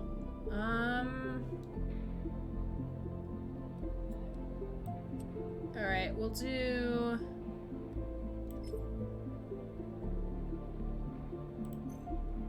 this one. Okay, we're gonna slowly build our... Oh wait, hold on. Oh, we got access to the lounge. Buy a spacer meal, very cool. Alright, we're gonna go down. And then...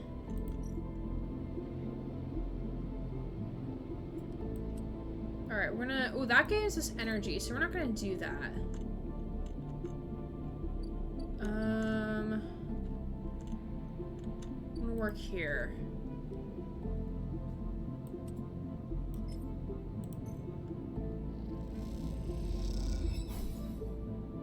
Alright, cool. Got a neutral outcome. Alright. And then we are going to... Oh god, Maywick's on the way. We need to find our hacker friend.